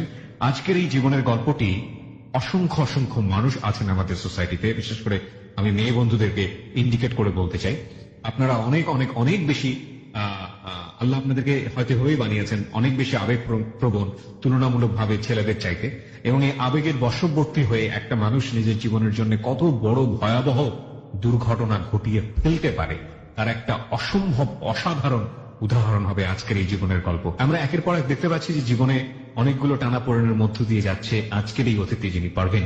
মেনে নিচ্ছে, মানতে পারছে অথবা পারছে না, তারপরও এক ধরনের খড়কুটো নিয়ে বসবাস করে বেঁচে থাকার একটা অদম্য ইচ্ছা। নিঃসন্দেহে সে অবশ্যই আরিফকে ভালোবাসত, নইলে সে জায়গা দিত না। এবং আরিফের বিবাহিত জীবন জানার পরও তার মেনে নেওয়ার পেছনে অন্যতম একটা কারণ ছিল সে নিজেও বিবাহিত। ওই মেয়েটার সাথে আমার কথা হলো, কথা হওয়ার পরে মেয়েটা বললো যে এরকম। পরে আমি আরিফকে বললাম যে দেখো তুমি এরকম কেন করতেছো, তোমার কি আমাকে দিয়ে হচ্ছে না? কই আমি মেয়েটার সাথে কথা বলতেছি না, কোন মেয়ের সাথে আমি কথা বলতেছি না। আমি তাহলে এটা কি? এমনি আমার কাছে ফোন দেয়, আমি কি মেয়েটা তোমার কাছে ফোন দেয় না, তুমি মেয়েটার কাছে ফোন দাও, তাহলে এটা প্রমাণ হয়ে যায়। ওকে, পরে বলতেছে কি প্রমাণ? আমি কই তাহলে মেয়েটার কাছে ফোন দেই। ফোন আমি মেয়েটার কাছে ফোন দিতে গেছি, ঠিক সেই সময় সে আমাকে একটা থাপড় দিলাম। আপনি আমাকে একটা জিনিস বলেন, যে যে আপনাকে বিয়ে করেনি, কন্টিনিউয়াসলি ভাবে অত্যাচার করছে, চাকরি থেকে ভাগাই নিয়ে আসলো, সেটাও আপনি মেনে নিলেন, এগুলো অত্যাচার আপনি কেন মানতেন? এগুলো অত্যাচার আমি মানতাম, তাকে অনেক ভালোবাসি। আপনি মেনে নিলেন, এগুলো অত্যাচার আপনি কেন মানতেন? এগুলো অত্যাচার আমি মানতাম, তাকে অনেক ভালোবাসতাম, অনেক ভালো, এতটাই ভালোবাসতাম যে আমি আমার নিজের চেয়ে ওকে বেশি ভালোবাসতাম। That is the ultimate true answer. প্রিয় শ্রোতা, যাকে মানুষ ভালোবাসে তার শত অন্যায় চোখে পড়ে না, কেন জানি পড়ে না। কিন্তু কথা হচ্ছে অন্যায়েরও একটা লিমিট থাকে। লিমিটলেস অন্যায় সত্যি সত্যি কি ভালোবাসাকে বাঁচিয়ে রাখতে পারে শেষ পর্যন্ত? শুনুন, বলুন তারপর। পরে ও আমাকে অনেক, ওয়ালের সাথে বাড়ি দেওয়ার পর আমি সেন্সলেস হয়ে গেছি। পরে সেন্সলেস হওয়ার পরে ও আমাকে হুশ করছে, হুশ করার পর আমার কিচ্ছু মনে নাই। ওর আগে যে ও আমাকে কি করছে আমার কিছুই মনে নাই, কিভাবে আমি এভাবে হয়েছে সেটা আমার কিছুই মনে নাই। আমি শুধু এতটুকু আমার খেয়াল আছে যে আমার মাথার উপর পাড়াই ঘুরছিল। মাথার উপর পা রেখেছিল? মাথার উপর পা দিয়ে উঠে দাঁড়াইছিল, এটাও আমার মনে, এতটুকু আমার মনে আছে। পরে আমি বললাম যে আমি নিচে শুয়ে, পাকার ভিতরে শুয়ে রয়েছি কেন? তুমি পড়ে গেছিলা। তারপরের দিন ও বাড়িতে আসছে, আমাকে বলতেছে কে? আমি একটু মোহাম্মদপুর যাবো। আমি কেন? উপায় আমার বন্ধু আসে, ওর সাথে দেখা করবো। ঠিক আছে যাও। ও মোহাম্মদপুরের কথা কয়ে ও চলে গেল বাড়িতে। ওর বাড়ির সবাইকে বলে দিল কি ক্যান্সেল হয়ে গেছে, ওর ভিসা চলে আসছো। পরে ওর বাড়িতে গেল, ওর বেনলি ভাইয়ের বাড়িতে গেলো, বাড়িতে 4 দিন ছিল ওর বাড়িতে। আমি বলতেছি কি তুমি আসতেছো না কেন? বলে যে আমি তো এখানে আসে বন্ধু বান্ধব আসতে দেখতেছে না। পরে আসার পরে আসতে আসতে রাতে 12টা বাজে গেছে। এর মধ্যে রোজা চলে আসলো, একটা রোজা ও থাকে না, আমাকে থাকতে দেয় না। পরে ও রোজার ঈদ গেল, কাপড় চোপড় নিজে কিনলো, ও আমাকে কাপড় চোপড় কিনে দিল না। ওর কাপড় চোপড় কিনা আবার ওর ছেলে মেয়ের জন্য কাপড় চোপড় কিনা বাড়িতে পাঠিয়ে দিল। পরে সুন্দরভাবে ঈদ কাটলো। ঈদ কাটার পরে বলছিলাম কি তুমি এখন কি করবা? এর মধ্যে ও কি করছে, মেয়েটার সাথে সম্পর্ক না এই মেয়েটার সম্পর্কে আপনি জানতে পেরেছেন ততক্ষণে যে মেয়েটা আসলে কোন মেয়েটা, কোথায় থাকে, কি অবস্থা, নাম কি? মেয়েটার কাছ থেকে আমি সব জানা ফেলাইছি। মেয়েটা চিটাগাং যাওয়ার সময়, ফেনীর পাফে চিটাগাং যাওয়ার সময় ছাগলনাইয়া নামে একটা জায়গা আছে, ওইখানে থাকে। হ্যাঁ, তো আমি বললাম মেয়েটার সাথে ওর কন্টিনিউ এখনো চলতেছে প্রেম। ওর ঝগড়া হয়ে আমি 25টা ঘুমের ট্যাবলেট একসাথে খাওয়া ফেলাই। খাওয়ার পরে আমি সেন্সলেস হয়ে পরে প্রায় 20 মিনিটের মধ্যে আমি সেন্সলেস হয়ে পড়ার পরে আমি আর কি হয়েছে জানি না, পরে আমার হসপিটাল নিয়ে গেছে। হসপিটাল নিয়ে যাইয়া আমার ওয়াশ করাইছে, ওয়াশ করে বাসায় আনছে। আমি 2 দিন পরে আমার হুশ আসছে। ও বলতেছে ঠিক আছে বাড়িতে যাই, আমি ঘুরে আসি, কয়েকদিন থেকে আসি, ফ্রি হয়ে আসি সবার সাথে। বাড়িতে গেছে, বাড়িতে যাওয়ার পরে ও আর আসতেছে না। তখন ও যখন চলে গেছে 3-4 মাস হয়ে গেছে, ও আসতেছে না। পরে আমি চাকরি করতেছি হঠাৎ করে। আপনি তো তখন চাকরি ছেড়ে দিয়েছেন, আপনার আবার কিসের অফিস? ও যে বাড়িতে যাবে করে 3 মাস চলে গেছে, 3-4 মাস চলে গেছে, ও আর আসতেছেই না। তখন কি মানে সেটা বুঝলাম, কিন্তু আপনি তাহলে কিসের অফিসে গেছেন? ও আমি আবার গার্মেন্টস চাকরি নিচ্ছি। ওই সময়টাতে আপনি আবার গার্মেন্টসে? হ্যাঁ, আবার গার্মেন্টসে চাকরি নিচ্ছি আমি। এভাবে তো বাসা ভাড়া বাইরে গেছে, 2 মাসের বাসা ভাড়া অলরেডি জমা হয়ে গেছে। তার আমি বলতেছি কি ব্যাপার, এভাবে তো চলে তো আমার এখান থেকে বের করে দিবে মানুষ, বাড়িওয়ালা বের করে দিবে, আমি কোথায় থাকবো?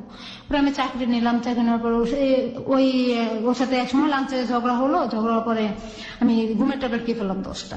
মানে আপনি জানতেন ওর একটা বউ আছে, আপনি জানতেন যে ওর ক্যারেক্টারে কি ঝামেলা আছে, আপনি থাকা অবস্থায় আরেকটা মেয়ের সঙ্গে এরকম করছে, ওর বউকে একসাথে ও ব্লাফ দিচ্ছে, আপনাকে দিচ্ছে, আরেকটা মেয়ের সাথে আপনি ওকে হাতে নাতে ধরেছেন, তারপরও আপনি ওর জন্য এরকম করছেন? হ্যাঁ, তারপর আমি জানি না কিসের জন্য জানি আমি ওর প্রতি এতটা আগ্রহ হয়ে গেছি, এতটা বেশি ওর প্রতি এত বেশি আমি ইমোশনাল হয়ে গেছি। That's really happen in love, প্রিয় শ্রোতা। একজন মানুষ যখন একজন মানুষকে লাভ করে তখন তার ভুলগুলো তার চোখে পড়ে না, অন্যায়গুলো তার চোখে পড়ে না। It happen. এটা শুধুমাত্র ওর জীবনে সত্য নয়, যারা শুনছেন তারা হয়তো খুব সহজেই সমালোচনায় দেখতে পারবেন, কিন্তু এটা ঠিক যে আপনি নিজেকে দেও প্রশ্ন করে দেখেন, এবং এরকম মানুষ হয়তো আপনার চারপাশেই রয়েছে যারা ভালোবেসে একের পর এক অন্যায় এবং ভুলগুলোকে মেনে নেয়, কিন্তু সেটার একটা শেষ বোধহয় থাকে। ওকে, বলুন তারপর। পরে আরিফ বলতেছে কি ও চায়, আরিফ উল্টা রানীকে বলতেছে কি যে ও চায় আমার সাথে সারাদিন ফোনে কথা বলার জন্য, ও চায় আমি ওর পাশে আমি সারাক্ষণ বসে থাকি। এটা কেমন সম্ভব? আমার তো একটা বউ আছে, আমার তো বাচ্চা আছে, ওটাও জানে না, তাহলে ও এমন কেন করে? আরিফ উল্টা আমার দোষ দিতেছে ফোনের মধ্যে রানীর কাছে। তো রানী কাটা দেওয়ার পরে রানী বলতেছে কি দেখ, উল্টা আরিফ তোর নামে বদনাম করতেছে, তাহলে তুই ওর জন্য এমন কেন করতেছিস?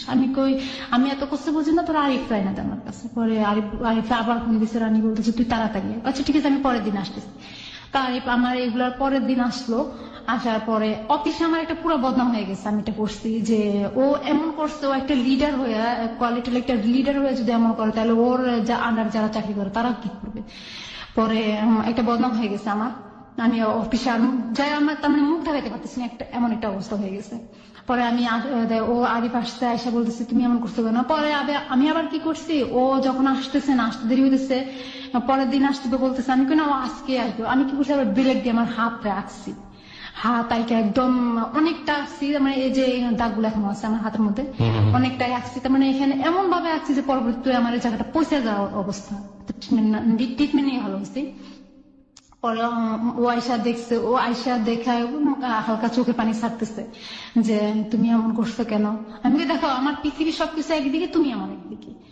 আমি সব তো ওর বউ কি এটা জানলো যে আপনি এরকম করতেছেন? ওর যে বউ ছিল না, তার কাছে কি খবর এগুলো পৌঁছাতো? না, ওর বউর কাছে খবর এগুলো পৌঁছায় নাই। ওর বউর সঙ্গে আপনি কথাও বলেনি ওই সময় পর্যন্ত? না, আর কথা বলিনি। আচ্ছা বলুন তারপর। পরে ওর বউ জানতো যে ও ঢাকা চাকরি করতেছে। চাকরি করছে? আমি ওর জিজ্ঞাসা করলাম যে আরজু কি জানে? কয় আরজু জানে আমি ঢাকা চাকরি করতেছি। বউয়ের নাম ছিল আরজু? বউর নাম ছিল আরজু। ওকে। আরজু জানে আমি ঢাকা চাকরি করতেছি। আমি পরে এক পর্যায়ে ও আমার জন্য কান্নাকাটি করে, কান্দে, চোখের পানি ছাড়ে, বলতেছে কি যে তুমি এমন করো কেন? আমি দেখো তুমি আমার সবকিছু, আমি সবকিছু সবার বিরুদ্ধে যে আমি তোমার কাছে, আমার আত্মীয় স্বজন কেউ চায় না আমি তোমার সাথে সম্পর্কটা রাখি, আমার আত্মীয় স্বজন সবাই আমার বিরুদ্ধে চলে গেছে, কেউ আমাকে দেখতে পারে না এখন, আর শুধু তোমার সাথে সম্পর্ক করছি বলে। আমার মাও আমার সাথে এবার আয়সা দেখে গেল, যা দেখে গেল আমার মা, তা দেখে আমার মা অনেক কষ্ট পাইছে। আমি তোমার জন্য এগুলো করছি, আমার মা দেখে গেছে, আমি একটা পাগলের মতো হয়ে গেছিলাম, তাহলে তুমি আমাকে ছাড়া কেন যাও? দেখো আমি তো ওদেরকে ওখানে মানাইতে হবে, ওরা যেহেতু চাইনা গেছে আমি বিদেশ ভিসা ক্যান্সেল করে বাংলাদেশ চলে আসতে, তাহলে ওদেরকে আমার মানাইতে হবে না? আমি ঢাকায় চাকরি করতেছি, 2 দিন পর বাড়িতে না যাইলে ওরা বলবো যে নিশ্চয় ও ঢাকা কিছু একটা করছে, তাহলে ও আর বাড়িতে আসে না কেন? ওদেরকে যেন ওরা যেন বুঝতে না পারে। আমি কি আচ্ছা কোনোদিন যদি এমন হয় যে আরজু তোমাকে আমার কাছ থেকে নিয়ে গেছি তখন তুমি কি করবে? কয় না, আরজু তোমাকে আমার কাছ থেকে নিতে পারবে না, কারণ আরজু জানবে না যে তুমি আমার জীবনে আসছো। আমি আচ্ছা ঠিক আছে। পরে এভাবে চলতেছে চলতেছে প্রায় বছর। মানে আপনি মেনে নিয়েছিলেন যে ওকে আপনি বিয়ে করবেন না, এভাবেই সংসার করবেন, এভাবেই ওকে করবেন, আমি অনেকবার বলতেছি যে তুমি বিয়ে করো আমাকে। কিন্তু তারপরে ও তো আপনাকে যেহেতু বিয়ে করছে না, সুতরাং আপনি এটা মেনে নিয়েছিলেন।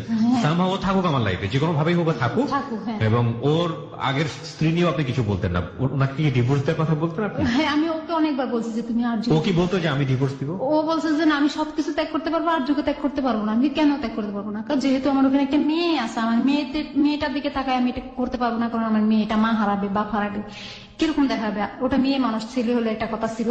আর হলো কি ওর বাপ আমার কাছে অনেকগুলো টাকা পাবে, আমি তো ওকে যদি তালাক দিতে হয় আমার কাবিনের টাকাটাও দিতে হবে, প্লাস আমি ওর বাপে আমাকে যে টাকাগুলো দিয়েছিল বিদেশ যাওয়ার জন্য প্রায় 3-4 লাখ টাকা দিয়ে দিয়েছে, ওগুলো দিতে হবে। তা আমি ওকেও তালাক দিতে পারবো না, টাকাগুলো দিতে পারবো না। যেহেতু টাকাগুলো দিতে পারবো না, তাহলে আমি ওকে তালাকও দিতে পারবো না। আচ্ছা ঠিক আছে, তাহলে টাকা যখন হবে তোমার হাতে তখন তুমি ওকে দিও, তালাক দিও। আচ্ছা ঠিক আছে, দেবো। এভাবে চলতেছে। ওদের সম্পর্ক ভালো ছিল না, স্বামী স্ত্রীর সম্পর্ক ভালো। ও আমাকে বলতো যে ওদের সম্পর্ক ভালো ছিল না, ওর বউ নাকি ওকে টাচ করতে দিত না, ও নাকি ওর বউর কাছে এভাবে বলছে। মানে ওই সম্পর্ক সামহাও ভালো ছিল না। ওকে, আপনার কাছে সেভাবে উপস্থাপন করেছে। পরে এইভাবে চলতেছে প্রায় 1-2 বছর চলে গেছে। এভাবে ঢাকায় একসাথে আমাদের 2 বছর চলে গেছে। 2 বছর চলে যাওয়ার পরে ও কি করছে, আমার বলতেছে যে এখন তো এখানে এভাবে সম্ভব না, তো একটা কাজ করি, আমি মোহাম্মদপুর যে একটা চাকরি করি। ওই যে হারুনের কথা বলছিলাম, ওই হারুন ছিল আরজুর চাচাতো ভাই। পরে আমি ওর কাছ থেকে শুনলাম যে আমি কোথায় যাবো, হারুনের কাছে। আমি হারুন তোমার কি হয়, সত্যি করে বলো তো? বলে হারুন হয়েছে আরজুর চাচাতো ভাই। আমি তো সজীব। ওই সজীব আমার খালাতো ভাই। আমি কই তো সজীব জানতো না তোমার যে বউ আছে? হ্যাঁ আছে, জানতো। আমি তো তাহলে জানতো, ও আমাকে বলে নাই কেন যে তোমার বউ আছে? ও আমাকে বলে নাই কেন? আমি মানা করছি। আমি কই তাহলে হারুন বলে নাই কেন তোমার যে বউ আছে? ওকেও আমি মানা করছি। তাহলে এই 2টা মানুষ জানতো যে তোমার বউ আছে, তাহলে তারা তোমার সঙ্গে আমাকে দেখছে, তোমার সঙ্গে কতটা প্রিয় আমার সেটাও দেখছে, তাহলে আমাকে একটা বারের জন্য কেন বলে নাই যে তোমার বউ আছে? এবং তোমার বউ আমাকে বলে নাই তোমার, তাহলে তোমাদের কি প্ল্যান ছিল? আমাকে নিয়ে কি প্ল্যান ছিল? তোমাকে তো চিন্তামই না, কিসের প্ল্যান ছিল? আমি তো তোমাকে তো আমি চিন্তাম না, তোমার আমার বয়সে আমি দেখি নাই কোনোদিন। তাহলে তুমি পরিচয় হওয়ার আগে তাহলে তুমি কেন এটা করলা? তোমাকে আমার প্রথম দিকে ভালো লাগছে তার জন্য। ঠিক আছে, ভাবে চলতেছে। 2 বছর চলে যাওয়ার পরে বলতেছে চাকরি করবো। ঠিক আছে, যাও চাকরি করো। বলে ও চাকরি আর করে না, ও বাড়িতে চলে গেছে। ওর সবকিছু নিয়ে বাড়িতে চলে গেছে। এখান দিয়ে আমি ওই যে ওই চাকরি করতেছি, আজকে অসুস্থ, কালকে অসুস্থ। এর মধ্যে আমি এবার 3বার কনসেপ্ট করে ফেলে, 3বারে ও আমাকে এমআর করায়। আপনার প্ল্যান কি ছিল? আমার প্ল্যান ছিল আমি বাচ্চা নেবো, কারণ বাচ্চা নেন, বিয়ে তো হয়নি। কারণ আমার খেয়াল ছিল যে আমার একটা ই ছিল যে আমি যদি বাচ্চা নেই তাহলে ও বাচ্চাটা না আমাকে বিয়ে করবে। আর যেহেতু ও যদি বিয়ে করার পরে যদি বলে যে মেয়েকে আমি চিনি না, তাহলে আমার প্রথম প্রমাণ হয়েছে আমার বাচ্চা। এটাই ছিল আমার সবচেয়ে বড় প্ল্যান। তো আমাকে বাচ্চা নিতে দেয় নাই। পরে ও চাকরি করতে চলে আসছে। 2 বছরের পরে চাকরি করতে চলে আসছে। আমি চাকরি করতেছি, হঠাৎ করে আমি অসুস্থ হয়ে যাই। অসুস্থ হয়ে যাওয়ার পরে আমার চাকরি আমি ছেড়ে দিই।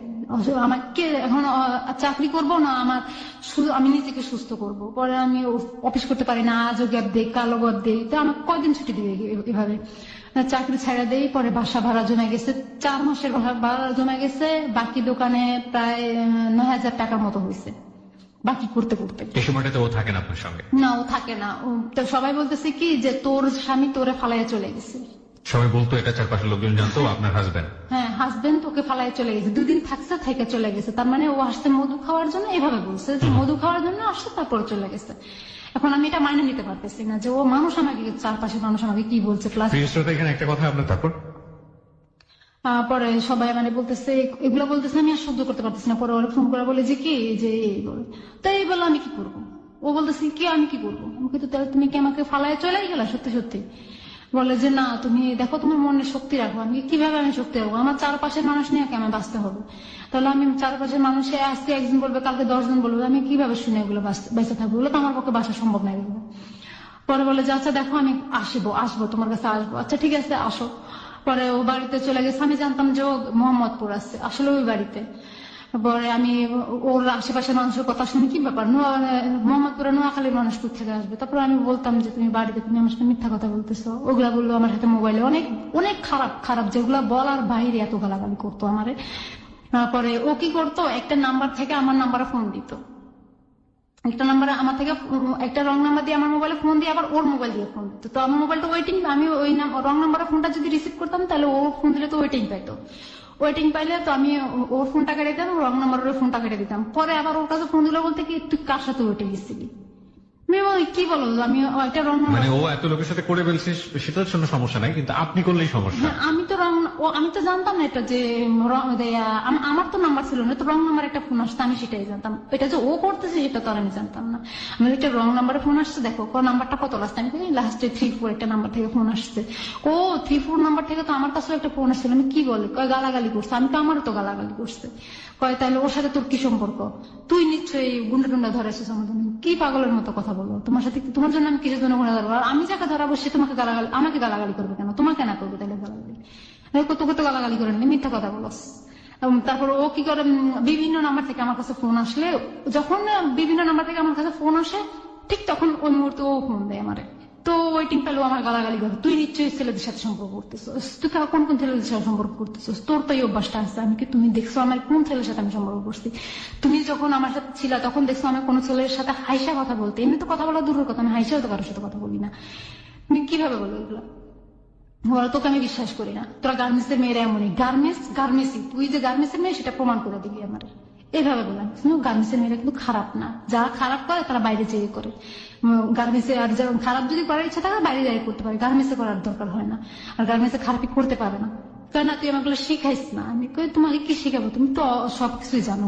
পরে ও এরকম করতেছে, পরে কি করলাম, আমি বাসা ছেড়ে দিলাম। বাসা ভাড়া দেওয়া হয় নাই, কিন্তু 8,000 টাকা বাসা ভাড়া, ওখানে 9,000 টাকা বাকি ভাড়া। আমি কি করলাম, বাসায় মাল জিনিস সব রাইখা, ওর ব্যাগে যে কাপড় চোপড় ছিল, ওর কাপড় এক ব্যাগ কাপড় চোপড় আমার ঘরে ছিল, আর কিছু কাপড় চোপড় নিয়ে চলে গেছে। ওর ব্যাগের কাপড় চোপড়, আমার ব্যাগের যা যা দরকারি লাগে আমি ওগুলা নিয়ে রাতে ফজরের আজান দিছে তখন ওখান থেকে বের হয়ে গেছি। তখন ওখান থেকে বের হয়ে গেছি, বাড়িওয়ালার সবাই কেউ জানে না, আমি ঘরে তালা মেরে চাবিটা ওখানে পাশে ঝুলাই দিয়ে আমি চলে গেছি। আমার ঘরে অনেক মাল জিনিস ছিল, ওগুলো সব ধুয়ে আমি চলে আসছি আমার ধানমন্ডিতে চলে আসছি, আমার মামার বাসায়, ছোট মামার বাসা, ওখানে মামি আছে মামা আছে, ওখানে চলে আসছি। ওদের ঘর ভাড়াটা কিছুদিন আমার ফোন অফ করে ফেলছি। নতুন একটা সিম ছিল, ওইটা লাগায়, ওই নাম্বারটাও আরিফ জানতো, ওই যেটা সবাই জানতো ওইটা বন্ধ করে ফেলেছি। ফেলায় আমি চলে আসছি, ওদের ভাড়াটা কিছুই দেয় নাই। কয় মাসের ভাড়া বাকি ছিল? 4 মাসের ভাড়া বাকি ছিল। আচ্ছা, ওকে। 4 মাসের তো পরে ওখানে আবার 9,000 টাকা ঘর ভাড়া ছিল, এগুলো সব মিলে ফালায় থেকে আমি চলে আসছি। চলে আসার পরে তো ওই যখন এখান থেকে আবার একটু রেখে গেছি, তা ও যখন আমি এরকম জানার ভিতরে পড়ে গেছি, তখন ও আমাকে ফোন করে বলতেছে কি কিডনির ব্যাপারে একটা কথা বলো। কি বলবো, দেখো কিডনি কিনবে নাকি, কার কিডনি বিক্রি করবা তুমি, যে কার কিডনি, দেখো আমারটা বিক্রি করবো। আমি তোমার পজিটিভ, কি পজিটিভ, কয়ে দেয়া বি পজিটিভ। আমি কি, দেখো তুমি পুরুষ মানুষ, তুমি কিডনি বিক্রি করো না, তোমার কাজ করে খাইতে হবে, আজকে যদি তুমি কিডনি বিক্রি করার কথা কেন বলতো? ও যে অনেক দেনা, ও অনেক ঋণ, ওর শ্বশুরের যে টাকাগুলো পাবে ওগুলা দেওয়ার জন্য। তারপরে আরেকটা লোকের কাছ থেকে ও 1,80,000 টাকা নিচ্ছে, বাবলু নামের একটা লোকের কাছ থেকে 1,80,000 টাকা নিচ্ছে। ওই যে বলতো যে ও বিদেশ পাঠাবে, ও ইয়াতে চাকরি করে, কি বিদেশ পাঠায় যে জায়গাটা, ওটার নাম তো আমি জানি না। ওখানে নাকি ভিসার ব্যবসা করে, যে দালাল যাকে বলে, বিদেশের দালাল যাকে বলে, ও নাকি ওইটার কাজ করে। আসলে সীমিত কথা, ওটা পুরাটাই আমার সামনে কথাগুলো বলতো যে বাবলু ভাই আমি আপনাকে, ওই বাবলুকে প্রচুর টাকা ঋণ এবং ওটা ও কিডনি বিক্রি করে পরিশোধ করতে চায়। হ্যাঁ, আচ্ছা। পরে দেয়া পরে বাবলুকে বলতে, বাবলুর কাছ থেকে 1,80,000 টাকা নিচ্ছে এভাবে করে। তো বাবলুর টাকা দেওয়ার জন্য, ওর শ্বশুরের টাকা দেওয়ার জন্য, হ্যাঁ এটা আমরা বুঝতে পারছি, এটা ক্লিয়ার হয়েছে। হ্যাঁ, তো আপনাকে বলতো কিডনি বিক্রি, হ্যাঁ তারপরে কিডনি বিক্রি করো। তো এখন আমি বলেছি তুমি কিডনি বিক্রি করো না, একটা কাজ করো, তুমি তো পুরুষ মানুষ, তোমাকে কাজ করে খাইতে হবে, তুমি কিডনি বিক্রি করলে জীবনে কোনোদিন ভারী কোনো কাজ করতে পারবে না, আর কয়দিন পর তুমি অচল হয়ে যাবা, তোমার যদি বাচ্চা কাচ্চা হয় তাহলে তুমি ওদেরকে কিভাবে চালাবো, ওদের তো একটা ভবিষ্যৎ আছে, তাহলে এটা কাজ করি, আমি আমারটা করি। ও আমাকে শুধু এই কথাটাই বললো যে না তুমি কইরো না, এটা তুমি করলে কেমন দেখাবে, এটাই এভাবে। কখনো আপনার সঙ্গে থাকতো না, ও আমার সাথে মোবাইলে বললো এগুলা। কতদিন যাবত ওর সঙ্গে সম্পর্ক নেই? ওর সাথে আমার সাথে শারীরিক সম্পর্কটা না, শারীরিক সম্পর্ক না, বলছি সম্পর্ক বলতে যেটা, যে আপনার সঙ্গে ওর কতদিন যাবত মানে দেখা নেই, দেখা সাক্ষাৎ নেই। প্রায় মাস দেড়েক মাস দেড়েকের মতো ছিল না তখন। মাস দেড়েকের মতো ওর সংসারে গিয়ে মানে আরজুর কাছে গিয়ে হ্যাঁ। সংসার করছে, হ্যাঁ, হ্যাঁ। এবং যার উসিলায় আপনি বাসা নিলেন সে বাসা ভাড়া না দিতে পেরে আপনি রাতের অন্ধকারে আপনি পালিয়ে গেলেন বাসা হ্যাঁ, থেকে। হ্যাঁ, হ্যাঁ। সেই লোক আপনাকে কিডনি বিক্রির কথা বলছে, আপনি তার ধার দেনা পরিশোধ করার জন্য আপনি নিজে কিডনি বিক্রি করার কথা বলছেন। হ্যাঁ, কেন বলছেন? কারণ ও আমাকে কান্নাকাটি করতেছে অনেক আমার কাছে, যে দেখো তুমি যদি ধার দেনা গুলো দেওয়া হয়ে যায়, আমি এগুলো সব কিছু ফলাই দিয়ে তুমি আর আমি কোথাও এক জায়গায় চলে যাবো, যাই চাকরি বাকরি করে, তুমি তো যখন গার্মেন্টস চাকরি জানো, তাহলে চাকরি বাকরি করে খাবো। ও আমাকে যে মোবাইলে এত কথা বললো, এত গালাগালি দিল, সেটাও আমি আর মনে রাখতেছি না। আমি বলতেছি সে করতেই পারে, ভুল স্বাভাবিক। লাভ রানস ব্লাইন্ড, ভালোবাসা অন্ধ, কিন্তু সেই অন্ধত্ব কত ভয়ঙ্কর হতে পারে সেটা আরেকটু সামনে। আমরা ছোট্ট একটা বিরতি নিব আরো একবার। আপনারা সবাই শুনছেন close up presence hello 8920 ABC radio FM 89.2 এ। আমি আরজে কিবরিয়া রয়েছে আপনার সঙ্গে, এবং পারভিন আছে এই মুহূর্তে স্টুডিওতে। তাকে দেখার জন্য আপনারা চলে আসতে পারেন আমাদের ফেসবুক পেজ। না, তারপর বললো যে ঠিক আছে তুমি করো এটা। কত সালের কথা এটা মনে আছে? আজকে কত? না, আমার মনে নাই, প্রায় মনে হয় 2013-তে হবে। 2013 সালের দিকের কথা। হ্যাঁ। আচ্ছা, পরে ও বলতেছে যে এগুলো তুমি করবা, কিভাবে করবা, এটা তুমি কোথায় যাবা, কার কাছে যাবা, কিভাবে করবা। তার মানে এটা স্বাভাবিক। ও এতটা সিরিয়াস দিয়ে বলতেছে না আমাকে, আমি তো বুঝতে পারতেছি ও এতটা সিরিয়াস দিয়ে বলতে পারতেছে না আমাকে। তবুও আমি করতেছি যে ঠিক আছে, ওর দেওয়ার জন্য আমি করবো, যেহেতু ও আমাকে নিয়ে বলতেছে সংসার করবে, পুরো বাকিটা জীবন আমাকে নিয়ে কাটাবে। তো আমি সেই অনুযায়ী একটা ডাক্তার, চৌরাস্তা একটা ডাক্তারের কাছে গেলাম। তো চৌরাস্তা ডাক্তারের কাছে গেলেন মানেটা কি? মানে আপনি তার পরের দিনই যোগাযোগ করা শুরু করে দিয়েছেন কিডনি বিক্রি করার জন্য? হ্যাঁ, হ্যাঁ, হ্যাঁ। আপনি জানতেন কিডনি কি জিনিস? না, আমি জানতাম যে কিডনি শরীরের একটা অংশ, এবং এটা অনেক ক্রিটিক্যাল একটা জিনিস, যেটা পরে আমি ওই ডাক্তারের কাছে গেলেন হ্যাঁ, আপনি, খোঁজ নিচ্ছেন? হ্যাঁ। হ্যাঁ, ডাক্তারের কাছে গেলাম।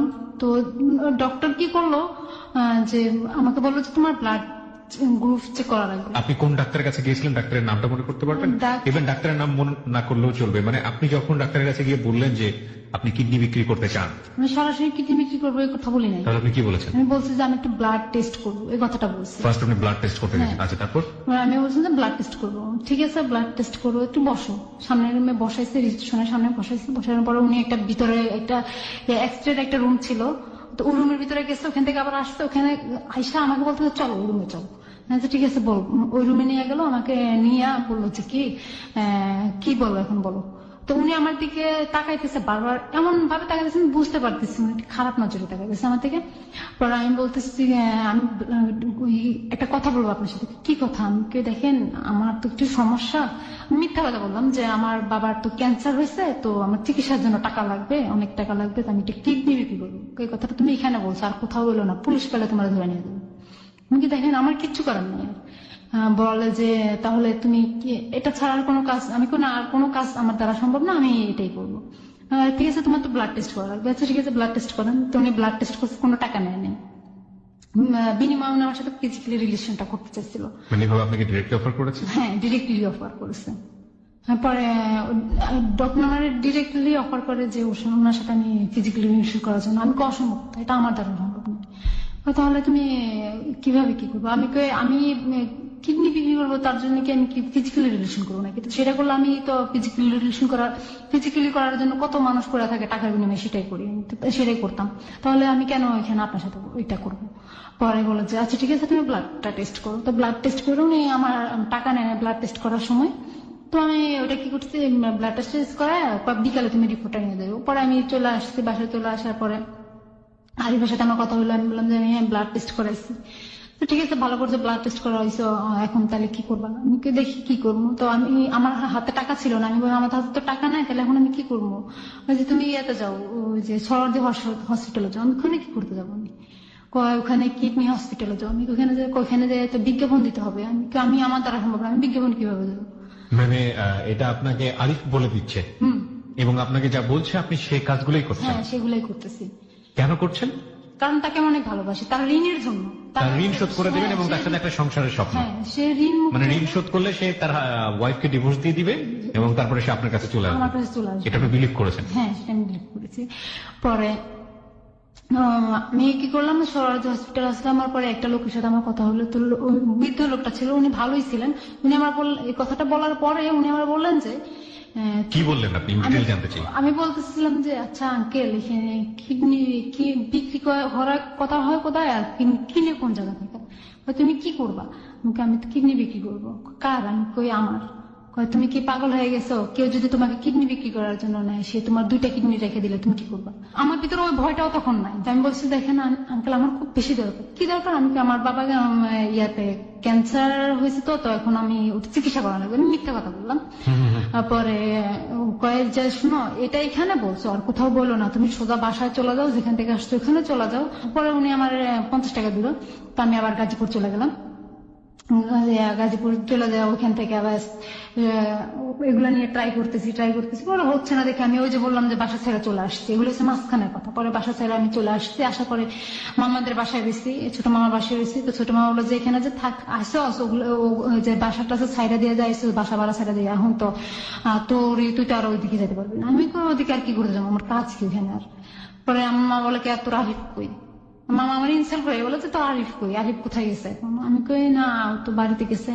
ও এর মধ্যে আবার সবাই জানা গেছে ওর যে একটা বউ আছে। আমি আবার সবাই বলে দিছি, বলেও দিয়েছেন সবাই বলে দিছি ওর যে একটা বউ আছে। আর এই যে আপনার আগের হাজবেন্ড, সে আপনার সঙ্গে একেবারে যোগাযোগ করে না?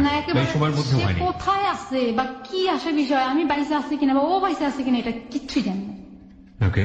আমার মা বলেছে ঠিক আছে তো বাড়িতে চলে যাও তুমি। আমি বাড়িতে চলে গেছি। এই কিডনির ব্যাপারটা কথাটা তো ডাক্তারের সাথে বলে, ডাক্তারের ফোন নম্বর নিয়ে নিছি। কোন ডাক্তারের? এই যে ডাক্তারের কাছে ব্লাড টেস্ট করাইছিলাম, আচ্ছা। ওনার ফোন নম্বর নিয়ে নিছি। উনি বলছে যে ঠিক আছে, আমি কোনো সময় সরোয়ারি দিদি গেলে এটা নিয়ে আলাপ করে তোমার জানাবো। ঠিক আছে। আমি ওনার ফোন নম্বর নিয়ে বাড়িতে চলে গেছি। এখন আরিফের সাথে আমার দেখা করতে হবে। আর আরিফের সাথে আমি দেখা করবো, ওকে না দেখলে আমার ভালো লাগতেছে না। পরে আমি ওর সাথে দেখা করবো, আমার হাতে টাকা নাই। এখন না ওই যে আরিফ রাসেলের ওই বিচারটা নিয়ে তো চেয়ারম্যানের বোর্ড অফিস, গ্রামের বাড়িতে যেটা বলে উপজেলা অফিস, তো উপজেলা অফিসের সচিব ছিল কি, যে উনি বিচার টিচারি করে চেয়ারম্যানের কাছে নিয়ে দেয়, বিচারের ডেট ফাইনাল করে আর কি উনি। তো ওনার কাছে গেলাম, উনি আমাকে দেখে উনি আমাকে খারাপ প্রস্তাব দিল। কিসের বিচার আপনার? কার সঙ্গে? রাসেলের সাথে আমার তালাকের বিচারটা। ও আমাকে ডিভোর্সনামা তখন পাঠিয়ে দিচ্ছে। আমি বাড়িতে যখন গেছি তখন আমার ডিভোর্সনামা পাঠিয়েছে। আচ্ছা। আমি চাইতেছি আমার কাবিনের টাকাটা দিয়ে। কাবিনের টাকাটা আপনাকে দিয়ে দেয়, মানে আপনার দেনমোহরটা দিয়ে দেয়? হ্যাঁ, কাবিনের দিয়ে দেয়। কত টাকা ছিল দেনমোহর? দেনমোহর ছিল হলে 2.5 লাখ টাকা। 2.5 লাখ টাকা।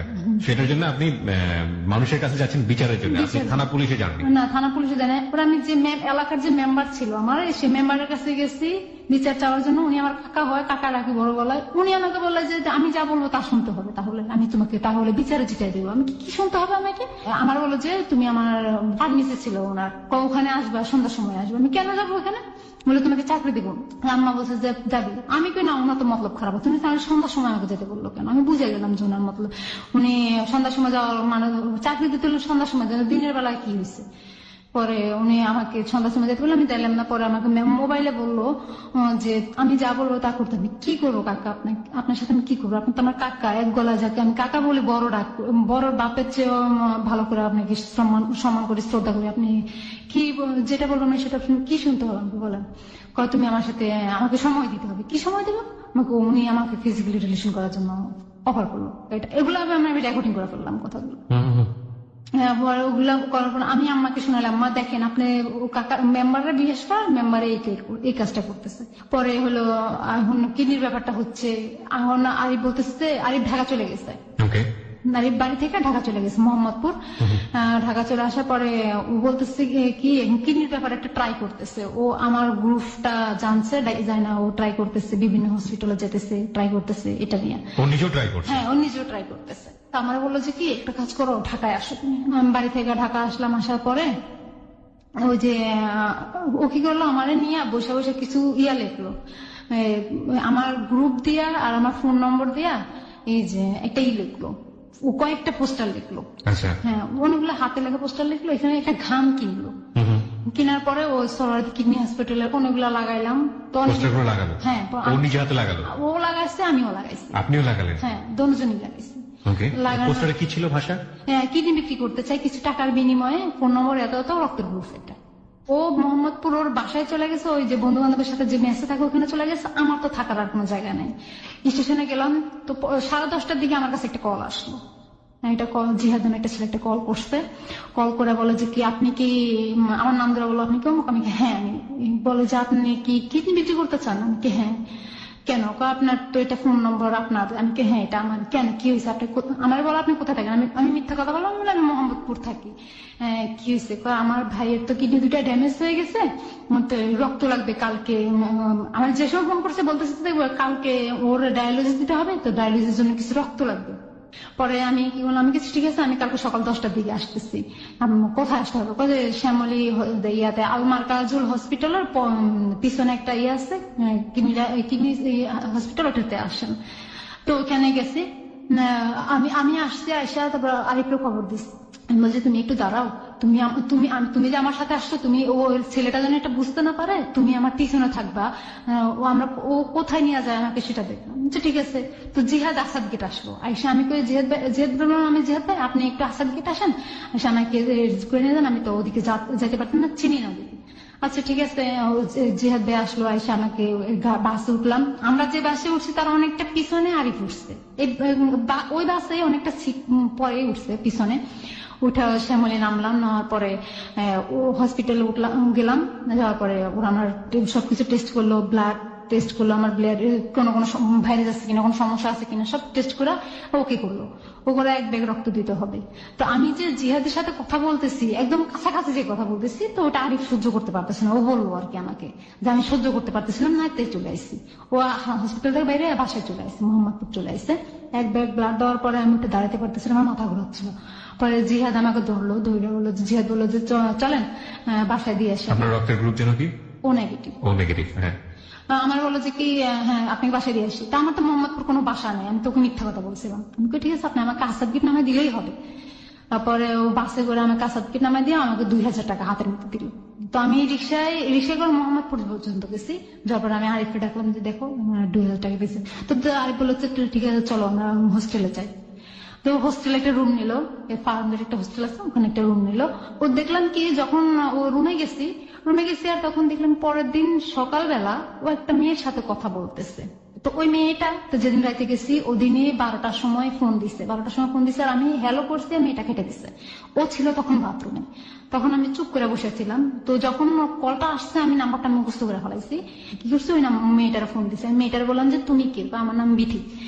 তুমি কার সাথে কথা বলো? বলে রাফির সাথে কথা বলো। আমি কে রাফি? কই যে এই নাম্বারটা দেখো। আমি ওর নাম তো রাফি না, ওর নাম তো আরিফ, ও আমার হাজব্যান্ড, ওর আরো একটা বউ আছে। কি বলেন? আমি বললাম যে ওর সাথে কিছুদিন কথা বললো। মানে অনেকদিনে পড়েছে, ওর সাথে কোনো প্রেম সম্পর্ক না। আমি তো কি, একটা প্রেম সম্পর্ক না হলে তুমি কিছুদিন ওর সাথে কথা বলতেছো? আমি কি, তোমার কি বিয়ে হয়েছে? আমার বিয়ে হয়েছে। আমি তাহলে ওর সাথে কথা বলার দরকার না, আমার হাজব্যান্ড। মিথ্যা কথা বলেন কেন? আমি কি মিথ্যা কথা বলতেছি না, ও আমার হাজব্যান্ড।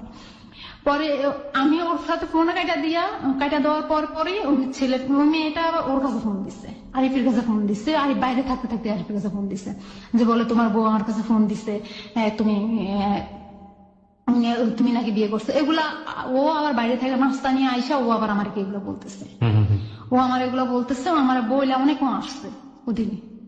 আমি ব্লাড, আমি ওকে পাও ধরে বলতেছে তুমি আমাকে আর মারো না, আমি মরে যাবো, কারণ আমি কালকে ব্লাড দিছি, আমার শরীরের কিচ্ছু নেই। দেখো আমি ওটা দাঁড়াইতেও পারতেছি না, আমার খুব কষ্ট হচ্ছে, তুমি কেন আমাকে মারতেছো? এরকম আমি অনেক কান্নাকাটি করতেছি ওর পাও ধরা, তুমি আমাকে আর মারো না, আমি মরে যাবো। তো আমি বলছি যে ঠিক আছে, আমি নোয়াখালী চলে যেতেছি। তো আমি নোয়াখালী চলে আসতে আর ওই যে জিহাদ আমাকে ফোন দিছে, জিহাদের সাথে কন্টিনিউ আমার চলতেছে। ওইখান থেকে আরিফ আমাকে ফোন দিতেছে, দেখো ওদের কিডনির ব্যাপারটা কথা বলো না, ওরা কি বলতেছে বলো না। আচ্ছা ঠিক আছে দেখতেছি। ওখান থেকে জিহাদ আবার আমার পছন্দ করছে, ওটা আবার জিহাদ আমাকে ফোন দিতে জানাইতেছে। ওই জিহাদের বাবা আবার ওদের এলাকার সিরাজগঞ্জে ওদের বাড়ি। তো উনি আবার ওই এলাকার চেয়ারম্যান, বর্তমান চেয়ারম্যান, উনি এখনো চেয়ারম্যান আছেন। তো ওই চেয়ারম্যান, তো উনি ঢাকায় আসছে, আশা করি জিহাদ আবার ঢাকায় পড়াশোনা করে। তো ঢাকায় আসছে, ছেলের বাসায় আসছে।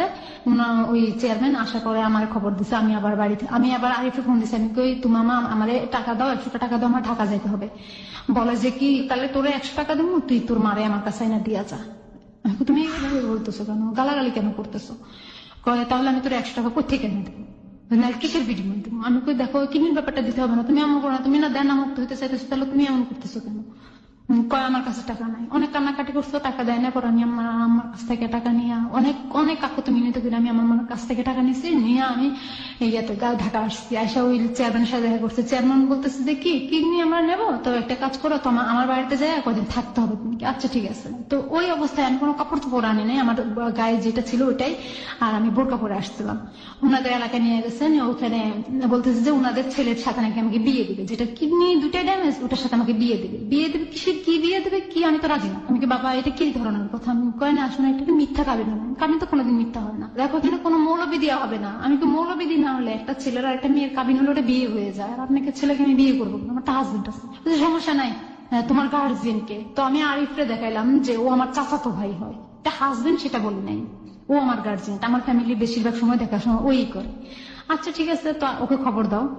তো আমি প্রায় ওদের ওখানে 6 দিন ছিলাম। 7 দিনের মাথায় আরেকটু খবর দিলাম, আর বলে যে আমার কাছে টাকা নেই। তো আমি চেয়ারম্যানকে বললাম যে কি বাবা আমাকে কিছু টাকা দেন, আমার ভাইকে টাকা পাঠাইতে হবে। মানে চেয়ারম্যানের উদ্দেশ্য হচ্ছে যে আপনাকে বিয়ে দেওয়ার পরে আপনার কাছ থেকে কিডনিটা নিয়ে নেবে, তারপর আবার ডিভোর্স হয়ে যাবে। হ্যাঁ ডিভোর্স হয়ে যাবে। ওকে। চেয়ারম্যান আমাকে 1000 টাকা দিল, তো আমি 200 টাকা হাতে রেখে 800 টাকা আরিফের জন্য পাঠিয়ে দিচ্ছি। তো আরিফ নোয়াখালী থেকে সিরাজগঞ্জ গেছে, ওখানে 2 ঘন্টার ভিতরে কাবিন হলো, কাবিন রেজিস্ট্রি 2 ঘন্টার ভিতরে সবকিছু কমপ্লিট হয়ে গেছে। মানে আপনার সঙ্গে? হ্যাঁ আমার সাথে ওই ও যে ছেলেটা কিডনি নষ্ট। হ্যাঁ কিডনি নষ্ট, ওর নাম হচ্ছে হিরণ। তো চেয়ারম্যান বলতেছে দেখো মা এটা নিয়ে করো না, তুমি যদি কিডনি নেওয়ার পরে বলো যে আমাদের বাড়িতে থাকতে চাও, সারা জীবনের জন্য তোমাকে আমরা রেখা দেবো, আর যদি বলো না থাকতে চাই না তাহলে থাকো না, সমস্যা নেই। এটা তো আমি বললাম যে আচ্ছা বাবা এটা কিসের জন্য করা হয়েছে, কয় দেখো এটা উকিলে এটা করা হয়েছে এই মাধ্যমে যেন পুলিশি কোনো ঝামেলা করতে না হয়, স্ত্রীর স্বামীকে কিডনি দিতেছে এটাই কোনো ঝামেলা। আর টাকার লেনদেনটা কারোর কাছে বলবা না, সেটা তোমার ভিতরে আর আমাদের ভিতরে। টাকার লেনদেনটা কতদিনের ছিল? 4 লাখ টাকা। এটা যখন আপনি ওদের সঙ্গে ডিটটা করছেন, এটা বিয়েটাও করে ফেললেন, আপনার পক্ষ থেকে সাক্ষী কেউ ছিল? সাক্ষী ছিল আরিফ। আর এছাড়া পরিবারের অন্য কেউ জানতো? না আমার পরিবারের কেউ জানতো না।